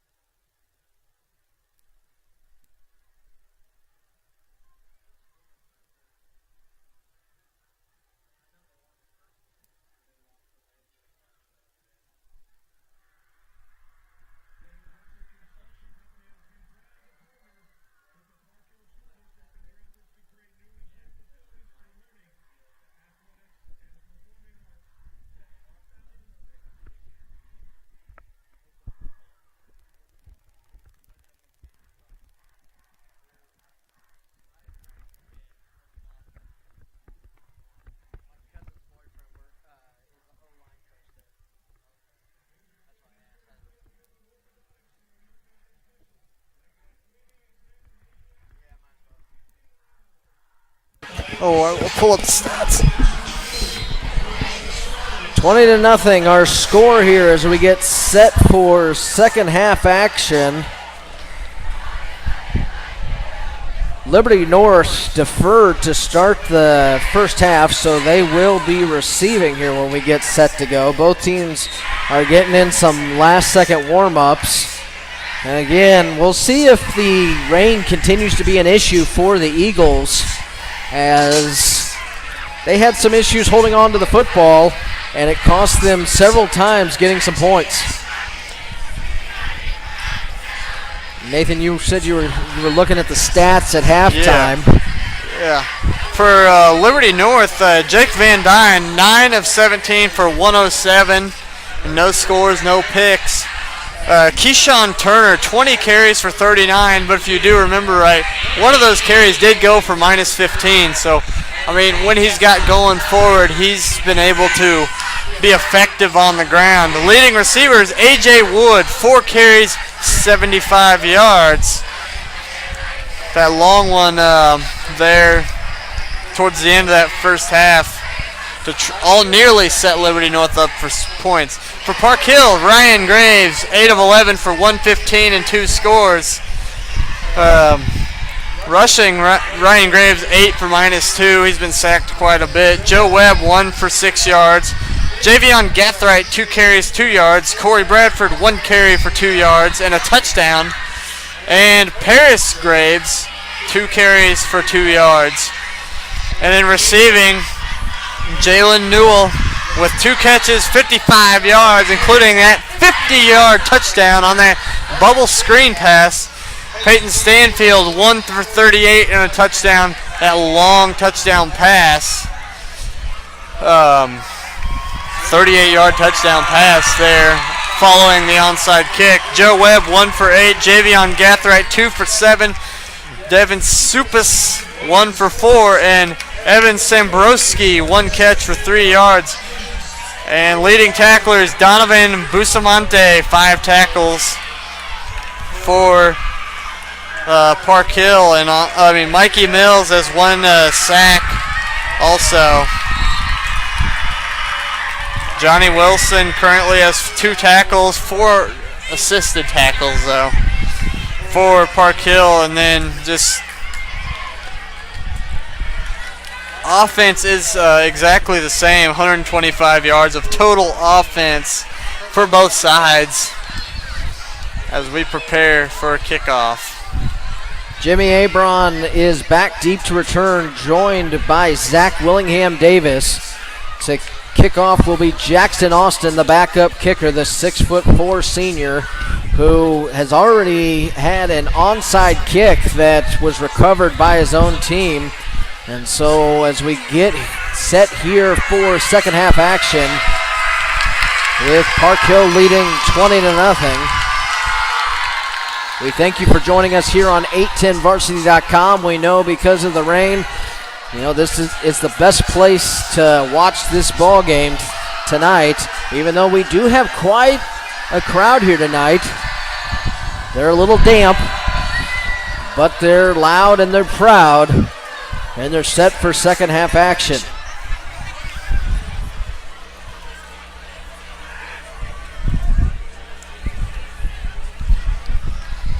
So you just got to let the clock run out, and so they'll just reset it, and here we go. So the official waves ready for play, and Jackson will tee it up.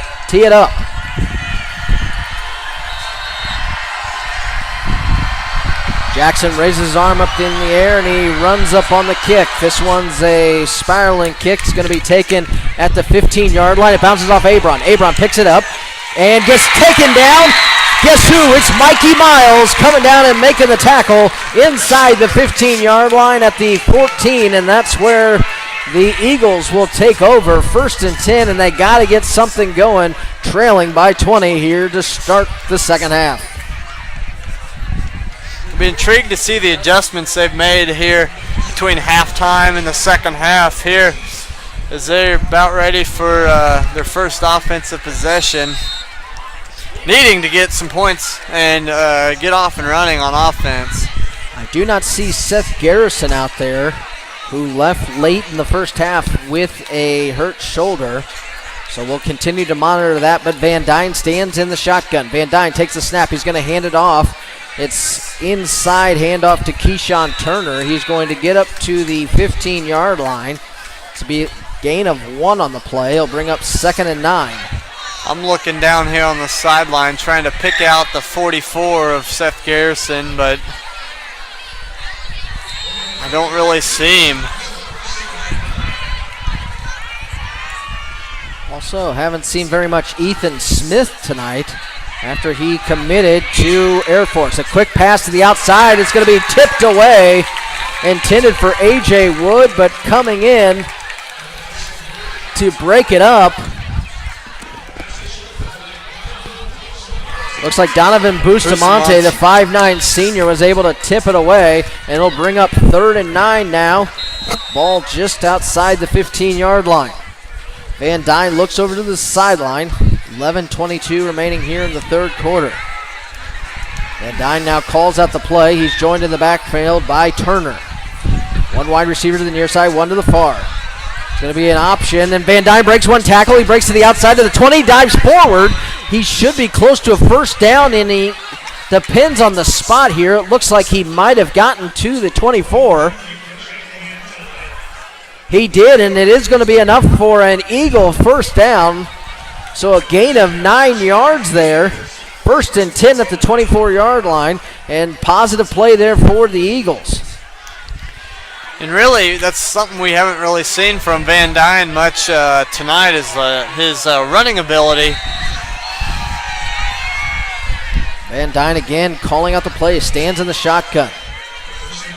Turner stands to his right. It's going to be a handoff to Turner. He's going to try the left side. He bounces to the outside. He's to the 25. He's to the 30. And he's going to be ridden out of bounds at the 37-yard line. Coming up to make the hit is Deshaun Powell. Also in on the stop was Hayden Wallace, who is back in the ball game after he had to leave late in the first half as well. That was a very that little stutter with the right leg. Really, I didn't quite tell who that defender was that kind of went jelly leg. He put the right leg in the ground and kind of forced a missed tackle. Low snap, but Van Dyne's able to get it. He's going to throw it out to the outside and throws wide of his intended receiver, A.J. Wood. There is a flag in the backfield, though. It is going to be a holding on the offense. So after a couple positive plays on offense, the Eagles get called for the penalty, and that's going to push them back, deep back into their own territory. So they're going to put the ball at the 19. So, man, that is very costly. Loss of 18 yards on that play. It's going to bring up first and 28, as they will replay the first down.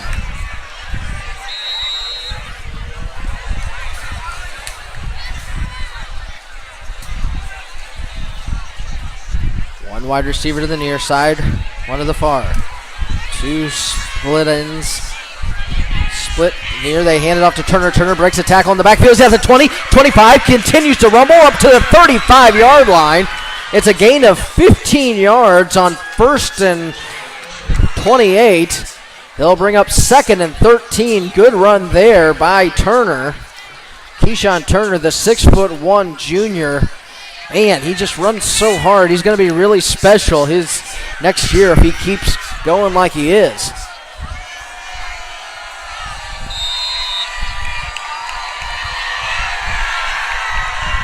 Eagles stay in the same formation. Van Dyne takes the snap. Pressure coming. He's going to spin away from the pressure. He's getting a block. He's looking, and it gets upended. It's going to be a loss back to the 33-yard line. It's going to be a loss of 2 yards on the play. He's upended. Looked like Hayden Wallace came over to make the stop. So Van Dyne was able to get away from the initial pressure, but just gets tripped up there. So 9:22 remaining here in the third quarter. Liberty North trying to get something going here on their first drive of the second half. 3 wide receivers now split out to the near side. 1 split out to the far. Van Dyne with the hard count. Now looks over to the sideline. They quickly switch Turner now into a slot, and they're going to have to call a timeout. And Coach Jones does not look happy to have to waste his first timeout because of lining up issues by the offense. So 9:02 remaining here in the third quarter. 20-0 our score. The Trojans on top of the Eagles. A big third down upcoming on 810varsity.com. Again, I'm Matt Moon, joined here by Nathan Kendall. And this big play right here, we've seen them connect with A.J. Wood a couple times. And you wonder if maybe they want to go back to that again to try to get this first down, knowing that you're in a situation where you got to get something out of this first drive, trailing by 20. Yeah, exactly right. That's, you really, I mean, and they've had some chances to hit those big plays. A few just drop passes, but this will be a big third down here in this early in this third quarter. They need to get a first down to get some points on the board. Gervino and Bennett split out to the near side. Van Dyne back deep, and he gets sacked. Johnny Wilson comes up to make the stop. They're actually going to say he gained a yard, so no sack. He just gets back a yard there as he felt some pressure and was trying to get away and stepped up and got taken down by Johnny Wilson, the junior, who is very talented, a very talented rusher. So now Powell and Noel back deep. Pohl will be the punter. And it has been very interesting. Brady Pohl has had some issues holding on to the football today. Pohl, this time he makes the grab. He's going to kick a nice high spiraling punt. Poison is called as everyone gets away from it. The ball takes a Park Hill bounce to the 42, and that's where Keyshawn Turner will down the ball, and it'll be 1st and 10 Park Hill at their own 42-yard line. Park Hill it's hard to say this now, but they go down and get a touchdown here, they could almost put this game to bed right now. Ryan Graves leads the offense out onto the field after having a very good first half. 3 wide receivers are split out to the far side, 1 to the near. Hand off to Gathright. Gathright finds a hole. He's up to the 45-yard line. It's going to be a gain of 3 yards on first down. They'll bring up second, and actually they're going to mark him all the way out to the 44, maybe on that last push, so a gain of 4 yards. They'll bring up 2nd and 6. Clock ticks under 8 minutes left here in the third quarter.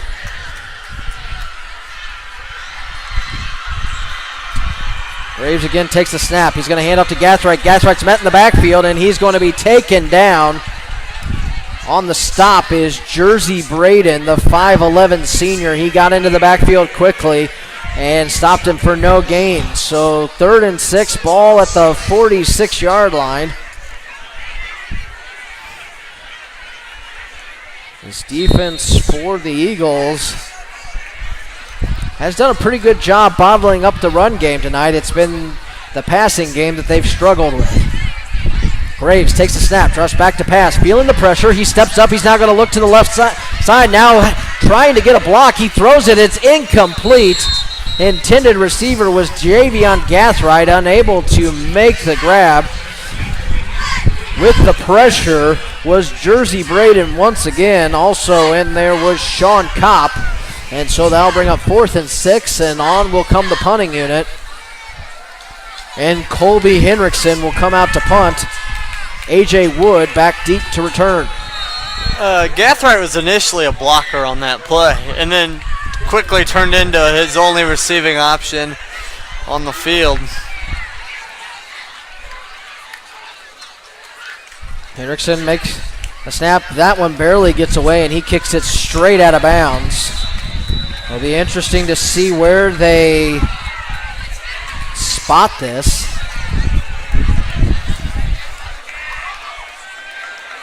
They're going to spot it at the 37-yard line. They're going to say it went out at the 37.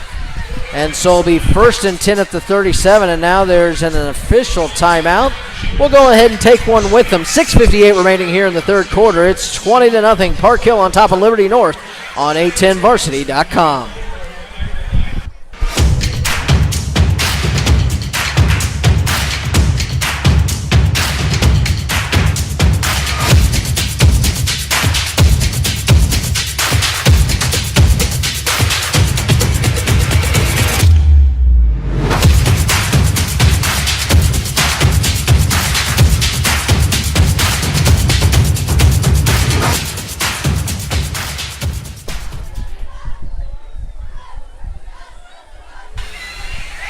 Oh, man. 20-0 the score here. Matt Moon alongside of Nathan Kendall. They now officially spot the ball at the 38-yard line, so it'll be 1st and 10, Liberty North at their own 38-yard line. Lee's Summit North now leads 14-0 on Blue Springs. Handoff to Willingham Davis, and he is hit in the backfield. He's going to be dropped for a loss of a yard back to the 37. So we'll bring up 2nd and 11 as Gore was able to get in to make the stop. James Gore, the 6', 305 junior who just picked up an offer from the University of Clemson.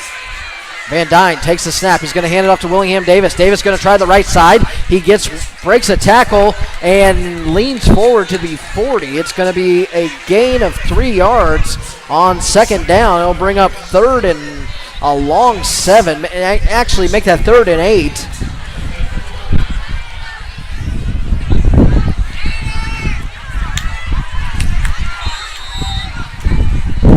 Just doesn't make any sense. The clock ticks under 6 minutes remaining here in the 3rd quarter. Down by 20, you would expect a little bit more passing out of the Eagles' attack. But Van Dyne stands in the shotgun all alone. He drops back to pass. He's feeling the pressure. He throws it to the sideline. He has his intended receiver at the 45. He cuts back inside. He's going to be close to a 1st down at the 47. He does have a 1st down for the Eagles. Great catch and run there by Warren Bennett III. The junior was able to run by the first tackler and was able to get the 1st down for the Eagles. Van Dyne does have a strong arm. He is able to get it to the outside of the numbers, which you like to see from your quarterback. It's just interesting they're not utilizing more of the middle of the field. Van Dyne now joined in the backfield by Davis. Willingham Davis. Handoff to Davis. Davis breaks a tackle at the 45. Is cut down there. He might have slipped a little bit. Gains 9 yards on 1st down. Bring up 2nd and 1 as he gets into Trojan territory at the 42-yard line. Making that stop was Colby Hendrickson. Now another handoff to Davis, and Davis dives forward to the 41 where he will have enough for another Eagle 1st down. Another quick handoff to Willingham Davis, the 6-foot sophomore. So sort of like the backfield that's shaking up for the Eagles going forward. A junior and a senior. A junior and a sophomore you should have back next year. Van Dyne looking down deep, and he has his wide open receiver and unable to connect with A.J. Wood, who he had running down the seam. They'll bring up 2nd and 10, ball at the 41. 4:37 remaining here in the 3rd quarter. See a little miscommunication there between Van Dyne and Wood. Wood's coming back, and Van Dyne's telling him, come back to the middle where the ball is, and then Wood's like, throw it out here to the right hand. But, clearly if you're the receiver, you got to play the ball. You got to look up and find the ball and go to it. Van Dyne hands off to Willingham Davis, and he's tripped up, and making the stop in the backfield is who else but Mikey Mills. He got in and stopped him. It looks like he might have gotten back to the line of scrimmage, though. I'll bring up 3rd and 10 now. But Mills has just been all over the field.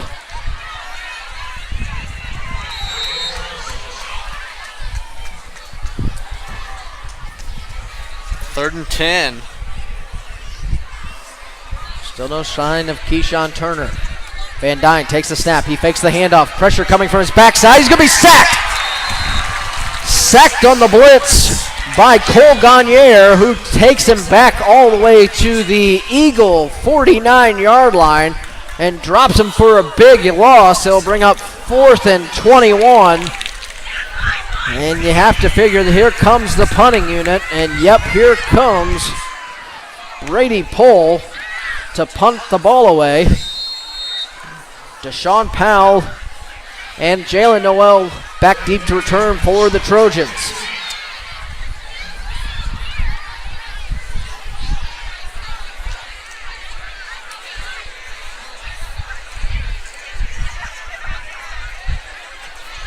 6 seconds on the play clock. Hull has the ball. A nice high spiraling punt. This one's going to land at the 20. It's going to take a Liberty North bounce. It's going to keep rolling. It's going to be down inside the 5-yard line, down at the 3. So great job by Brady Pohl to drop it inside the 5-yard line. And it'll be 1st and 10 at the 3, where the Trojans will have to start off. And maybe this is where we get the start for the Liberty North Eagles. Maybe they can get a defensive stop here when you got them pinned back deep.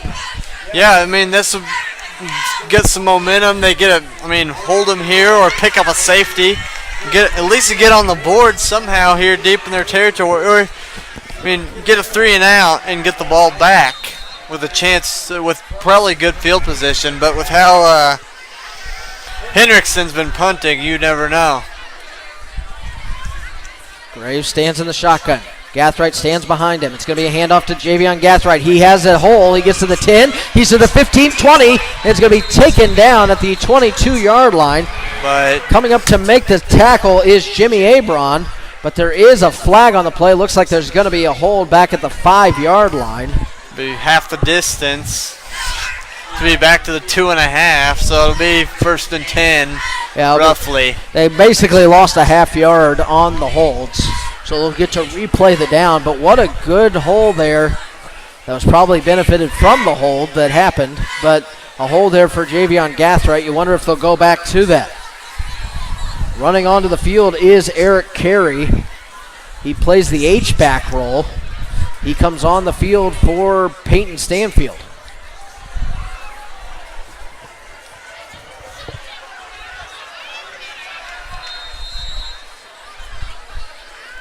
Graves again takes the snap. He's going to hand it off, and Gathright is going to be dropped in the backfield back to the 1-yard line.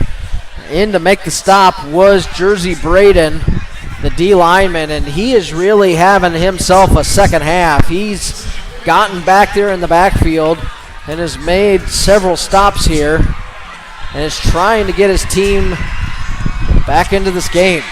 Davis Suppis checks back into the ball game for the Trojans.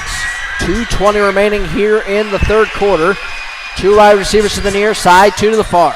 Gathright now stands to the right of Graves, who stands in the shotgun. Graves takes the snap. Hands off to Gathright. Gathright breaks out of the end zone to the 5. He's at the 10-yard line. He's finally going to be taken down by Andrew Stevenson, the 6'1 junior.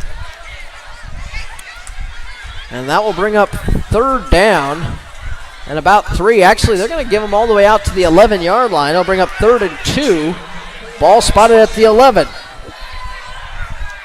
So Gathright gives him some breathing room. Now can Ryan Graves get a first down here? Play clock at 15. Graves checks to the sideline, now takes the snap. He's going to run to the left-hand side. Graves going for the first down marker. He dives forward. It's going to depend if he stepped out of bounds before he dove.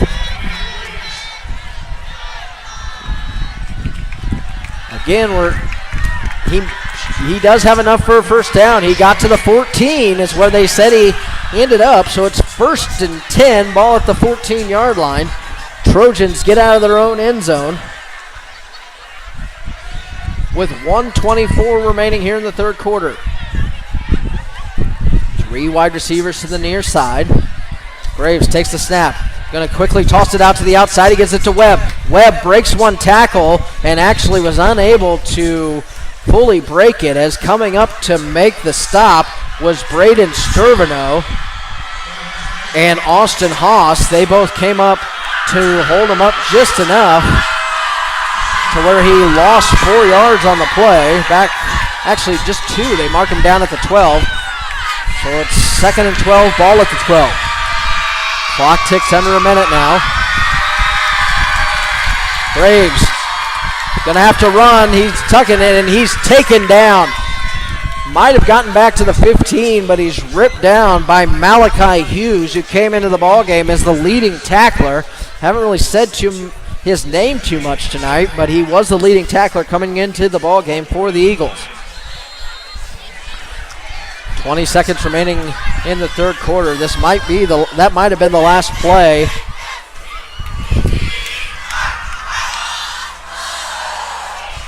And it looks like it will be. So 20-0 is our score as 3 quarters are in the book. When we come back, it'll be 3rd and 11, ball at the 14 here on 810varsity.com.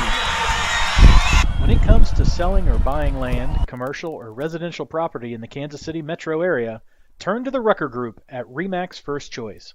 We put our 55 years of client service to work for you. Keep you informed every step of the process by utilizing powerful industry, technology, and marketing strategies to achieve results. Veteran operated, we live here, play here, and have kids in the school district. We are your local experts.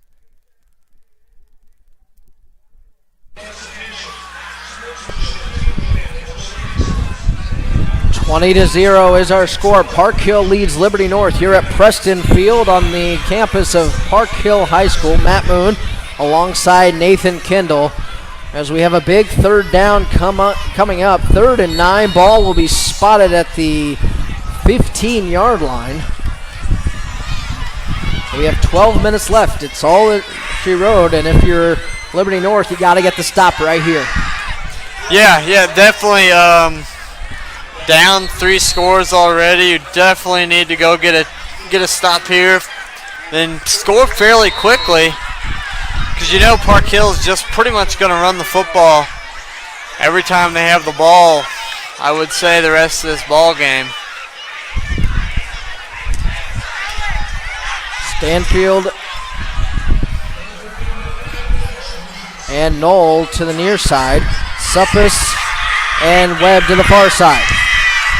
Snap is back. It's going to be a throw out to Suppus. Suppus has the ball at the 15. He's to the 20. He's going to be taken down there. Multiple Eagles in on the stop.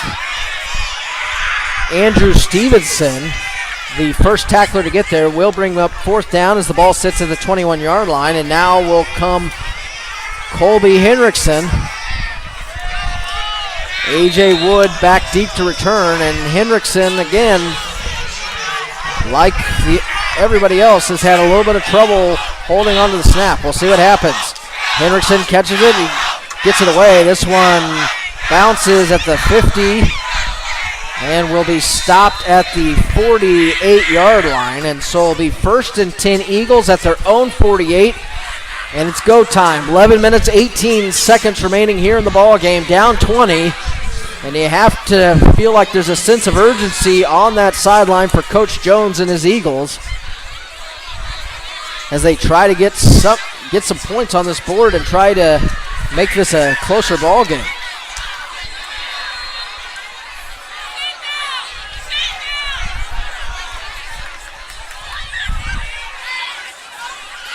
So we'll see what Jake Van Dyne has in store as Keyshawn Turner joins him in the backfield. 2 wide receivers to the far side, 1 to the near. Snap back.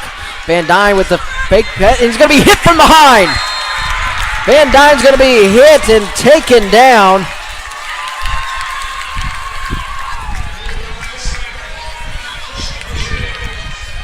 Carter Gosley with the sack is going to drop him back all the way to the 41-yard line. It's going to be a loss of 7 yards on the play. He'll bring up 2nd and 17 at the 41.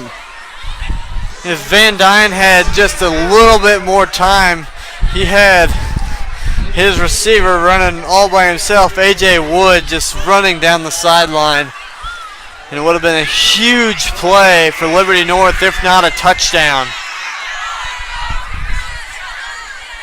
And off to Turner. Turner tries the inside, and he will push forward all the way up to the 49-yard line before the Trojans will meet him there and stop him for only an 8-yard gain. It will bring up a 3rd and 9 as the clock ticks to closer to 10 minutes left here in the ball game.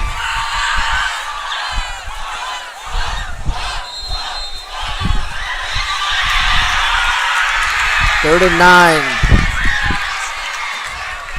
Snap to Van Dyne. He's going to roll to the right. He feels some pressure again from behind. He's going to be sacked again. Sacked again. Gagne gets in on the stop along with Hayden Wallace. The club twins got in to make the sack, and it will be 4th and long for the Eagles. And punt formation once again for Liberty North. And Brady Pohl uncorked a huge punt earlier. This time there is no one back deep to return, but Pohl had a very good punt that he placed inside the 5-yard line all the way down to the 3. Pohl takes the snap. Gore comes flying through, was unable to get it, but it's going to bounce at the 20. And Liberty North touched the ball at the 11. And it'll be 1st and 10, ball at the 11-yard line for the Trojans. 8:59 remaining here in the ball game. And the Trojans lead 20-0. Liberty North just not able to get anything going on offense. Yeah, it's been a struggle pretty much all night. You got to wonder if the elements were definitely a factor here for Liberty North so far this evening, trailing 20-0. Just really couldn't get anything going early, and it's just kind of compounded as any time they move the ball, they end up giving up a sack. Webb goes in motion. It's going to be a fake handoff to Webb. It's going to be kept by Graves. Graves goes forward, dives forward to the 16-yard line. It's going to be a gain of 5 yards. They'll bring up 2nd and 5.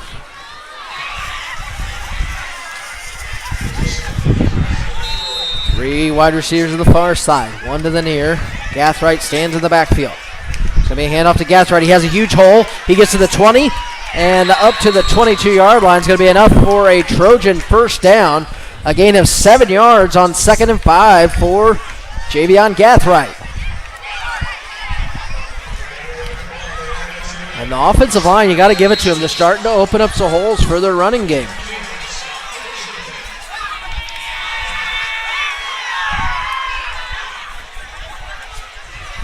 Graves barking out the signals. Graves now takes the snap. He's going to throw it off to the outside. He has Noel, and he's going to be dragged down at the 20-yard line. Great tackle there. Coming up to make the stop is the safety, Austin Haas, who came up to drop him for a 2-yard loss. He'll bring up 2nd and 12 as the ball sits at the 20-yard line.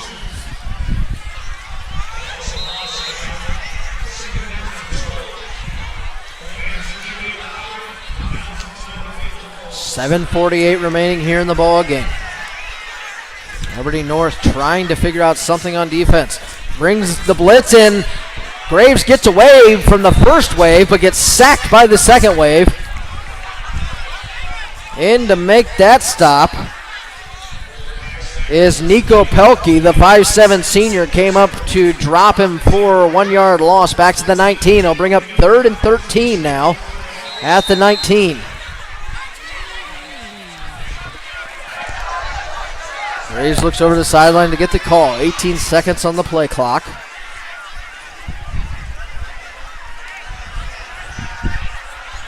Now 10 seconds. Finally the play is in. Graves barks out the signal. 5 seconds on the play clock. Graves takes the snap. Going to throw it quickly. Gets it over to Stanfield. Stanfield at the 20. He's to the 25. Bounces off of one tackler. He gets up to the 29-yard line. It'll bring up 4th down as he's well shy of the first. And out will come the punting unit. And so 6:40 remaining. And you have to figure now,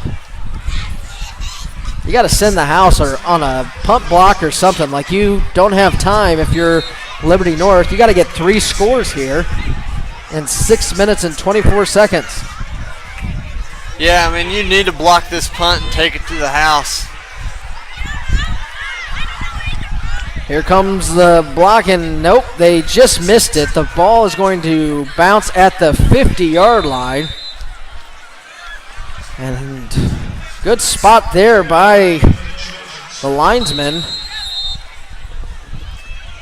as a timeout is going to be called on the field. We'll take one with them. 6:08 remaining here in the ball game. 20-0 Park Hill on top of Liberty North here on A10varsity.com.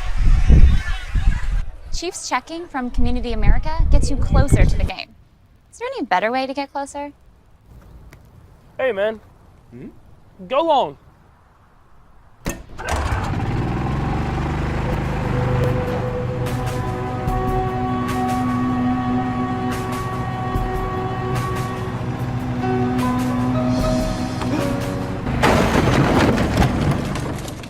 Chiefs checking from Community America.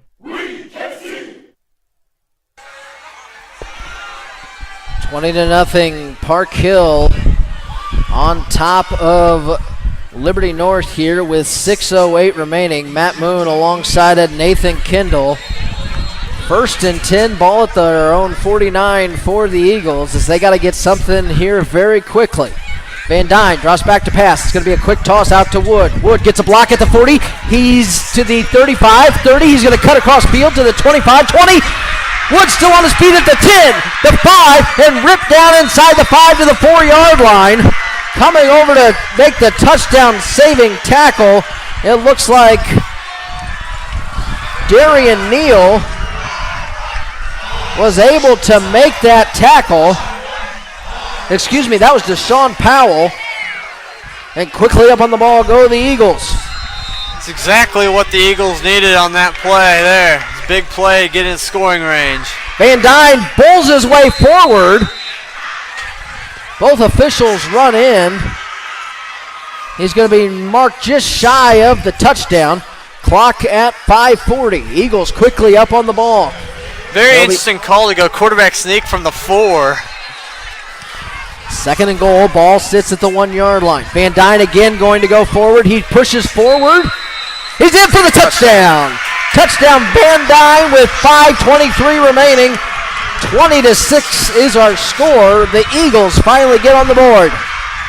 And now a decision for Coach Jones. Do you go for 1 or do you go for 2? You just got to take the 1, I think, here. It's not like the 2 matters all that much, so take the 2, or take the 1.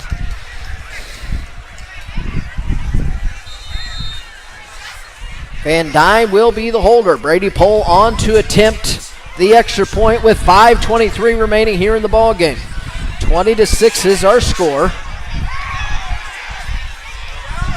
The snap is high, but is put down and kick is up, and it is through. And just like that, it is 20-7 now, and the ball game just got a little bit closer as Liberty North strikes quickly. In just a minute, they were able to get down the field and score after a great connection from Van Dyne to Wood, and Wood was able to get them inside the 5, and then Van Dyne was able to bowl it through on 2 straight carries and get into the end zone. So now obviously you're looking at an onside kick. You got 2 timeouts if you're the Eagles, but you got to get the ball back as many times as possible here. And with the way that the rain is falling tonight, anything is still possible. Exactly. That's, I mean, that's exactly right. Fumble the ball somewhere. I mean, Park Hill's done a very good job holding on to the football thus far in this ball game. So, I mean, you get, if you're on defense, they start handing the ball off, you got to start ripping. You just got to start ripping at the ball, punching at it, trying to get it out of there. And I'll be interested to see if the onside kick here, if they try to do what Park Hill did earlier and kick the ball right at one of the up men and try to get a deflection off of him and possibly recover that ball. Brady Pohl runs up on it, and it's going to be an onside kick. It's going to bounce at the 45 to the 40.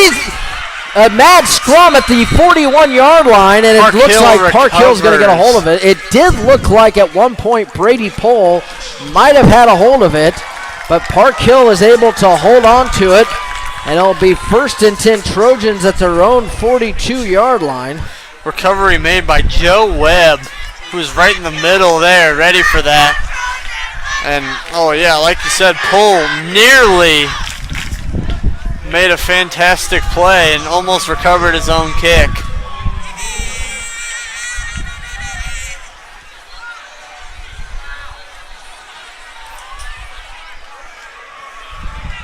Ryan Graves looking at it. He probably needs to get 3 first downs to salt this game away. But it's not over just quite yet. Graves takes the snap. He's going to hand it off to Gathright. Gathright tries the middle. He's going to be held up there after a 3-yard gain up to the 44. They'll bring up a 2nd and 7 as the clock now ticks to 5 minutes remaining here in the game.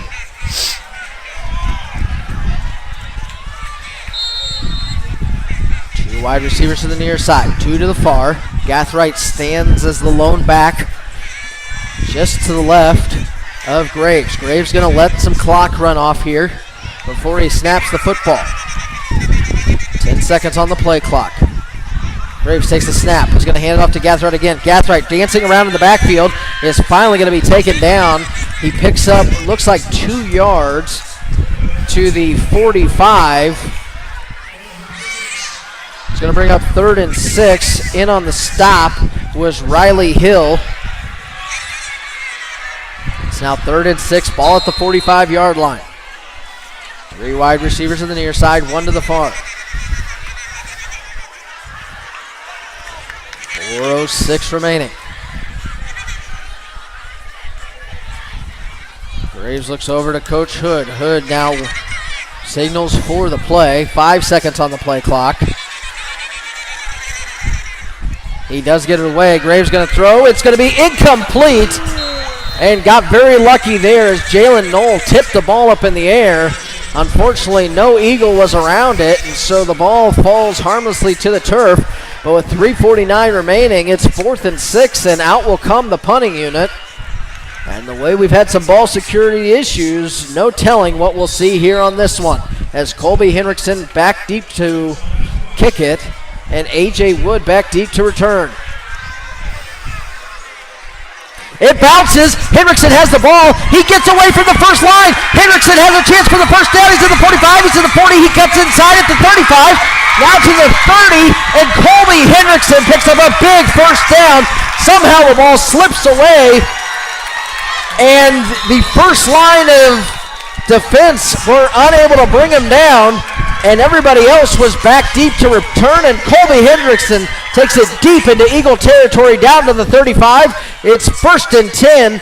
Trojans with 3:37 remaining, and now you're just 2 first downs away from winning this ball game. That was just, I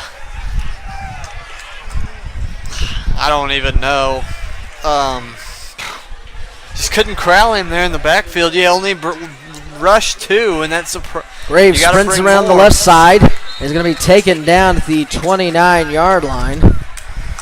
It's going to be a gain of 1 yard on the play. Coming up to make the stop was Nico Pelkey.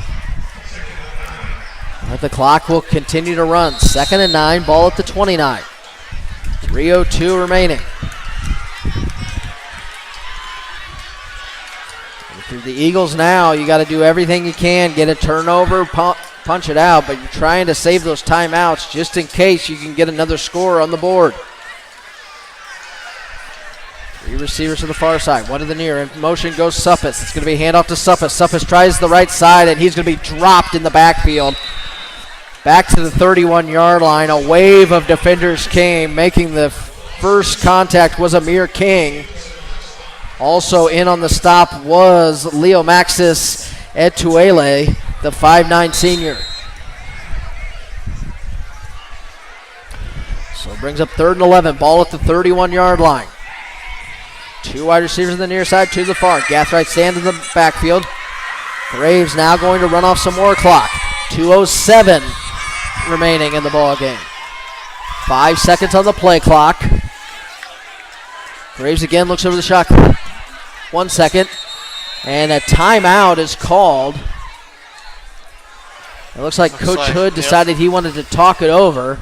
And so he'll take a timeout. We'll take a quick one with him. 20-7 is our score. 1:55 remaining here in the ball game. It's 3rd and 11. Ball at the 31 on 810varsity.com. Whether it be auto, home, life, umbrella, small business, or specialty coverages, Jeff Watt of Farmers Insurance looks forward to helping you make a wise decision for your future. Jeff's been a long-time resident of Liberty and is happy to answer any questions you might have. Give Jeff a call at 816-792-1415 or visit farmersagent.com/jwatt. Jeff Watt of Farmers Insurance, a proud supporter of the Liberty community and athletics.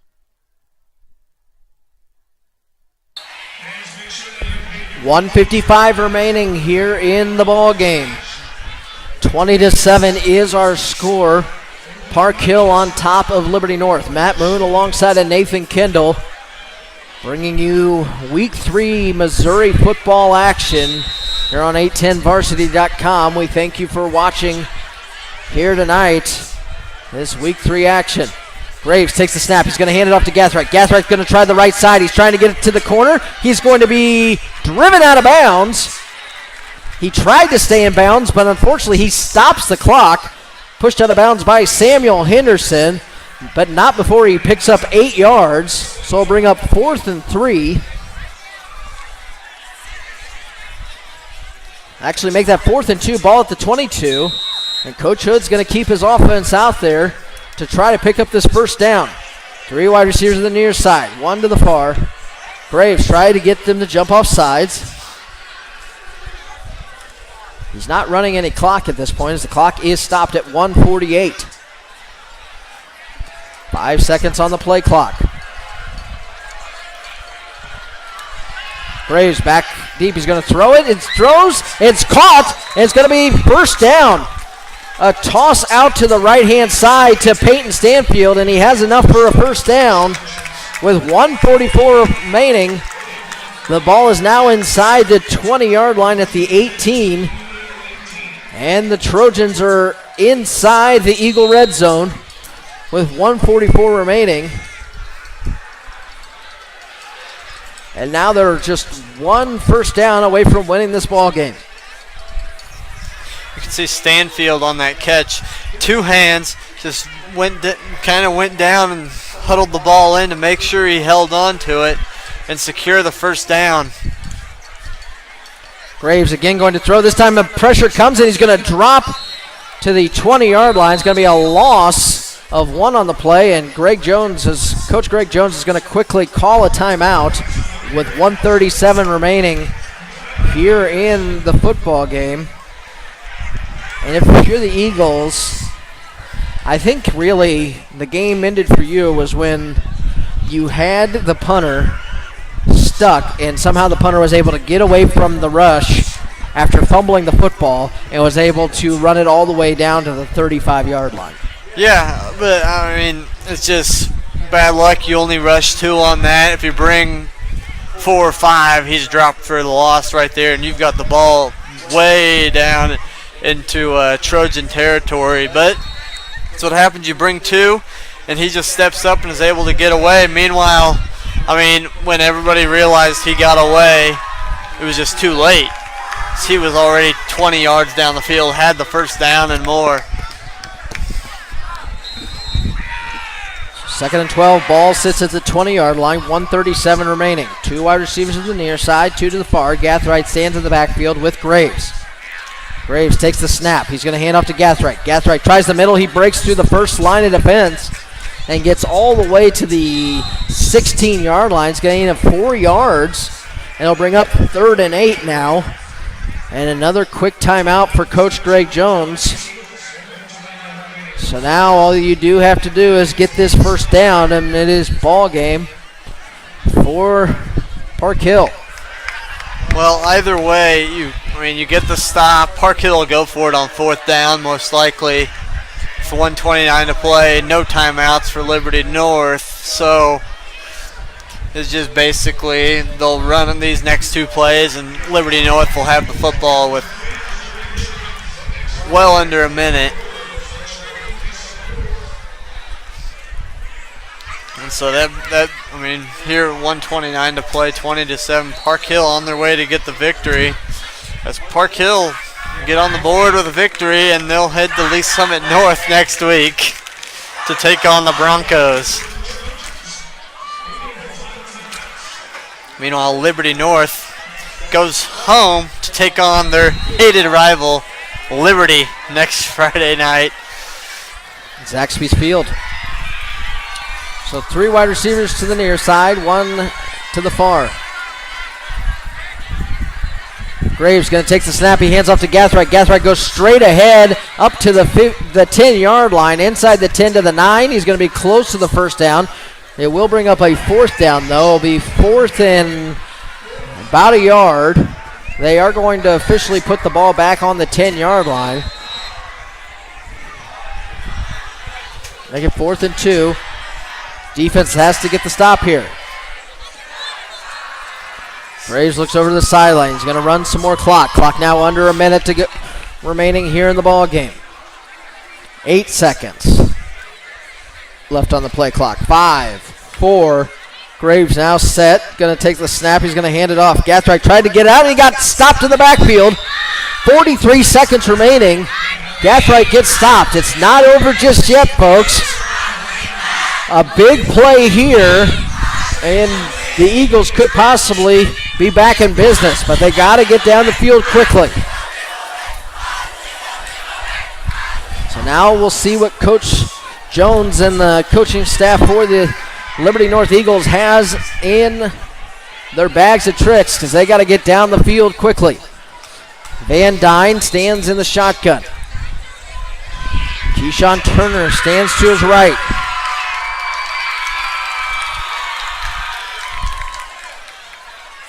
Van Dyne drops back to pass. He's going to throw it. He got Turner, and he has guys out in front, and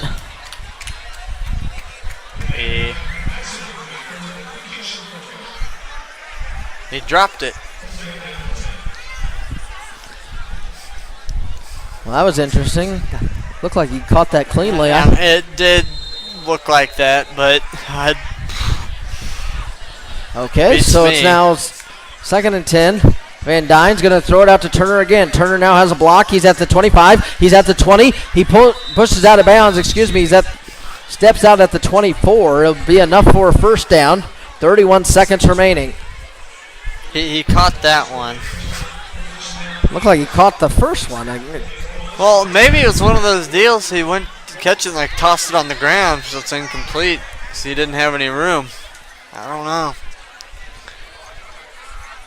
Park Hill has 2 down. Van Dyne drops back, throws it, and it's incomplete. Intended for A.J. Wood. So they're quickly trying to get the ball down the field. Earlier in this game, we saw them almost connect with A.J. Wood for a touchdown down the middle of the field. They haven't utilized the middle at all. You wonder if maybe they should try something now with 27 seconds remaining, trailing by 13. 2nd and 10. Van Dyne drops back to pass. Van Dyne looking deep.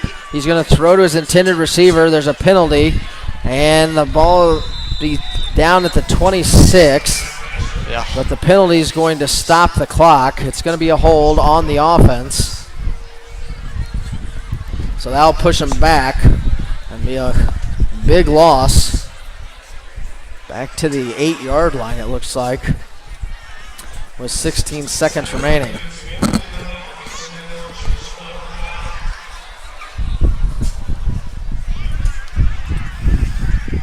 That's probably going to do it.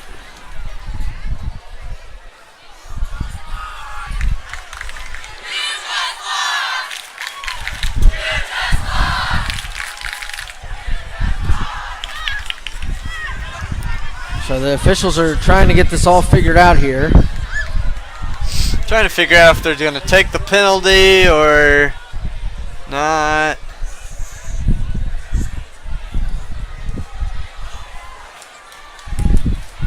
All right, so they back them all the way back here. Ball sits at the 18-yard line. It's 2nd and forever. Van Dyne's going to quickly throw it to Wood. Wood just needs to get out of bounds. He does. That will stop the clock with 7 seconds remaining. They'll now bring up to the 21-yard line. Now, Liberty North playing this out. You can't fault them for the lack of effort. They're trying to Let's go get in the end zone before the game's over. Van Dyne quickly to Turner. Turner has blockers out in front. Turner's going to step out of bounds. There's 1 second remaining to the ball game. Oh, actually, they're going to have the clock run out. There was 1 second on the clock.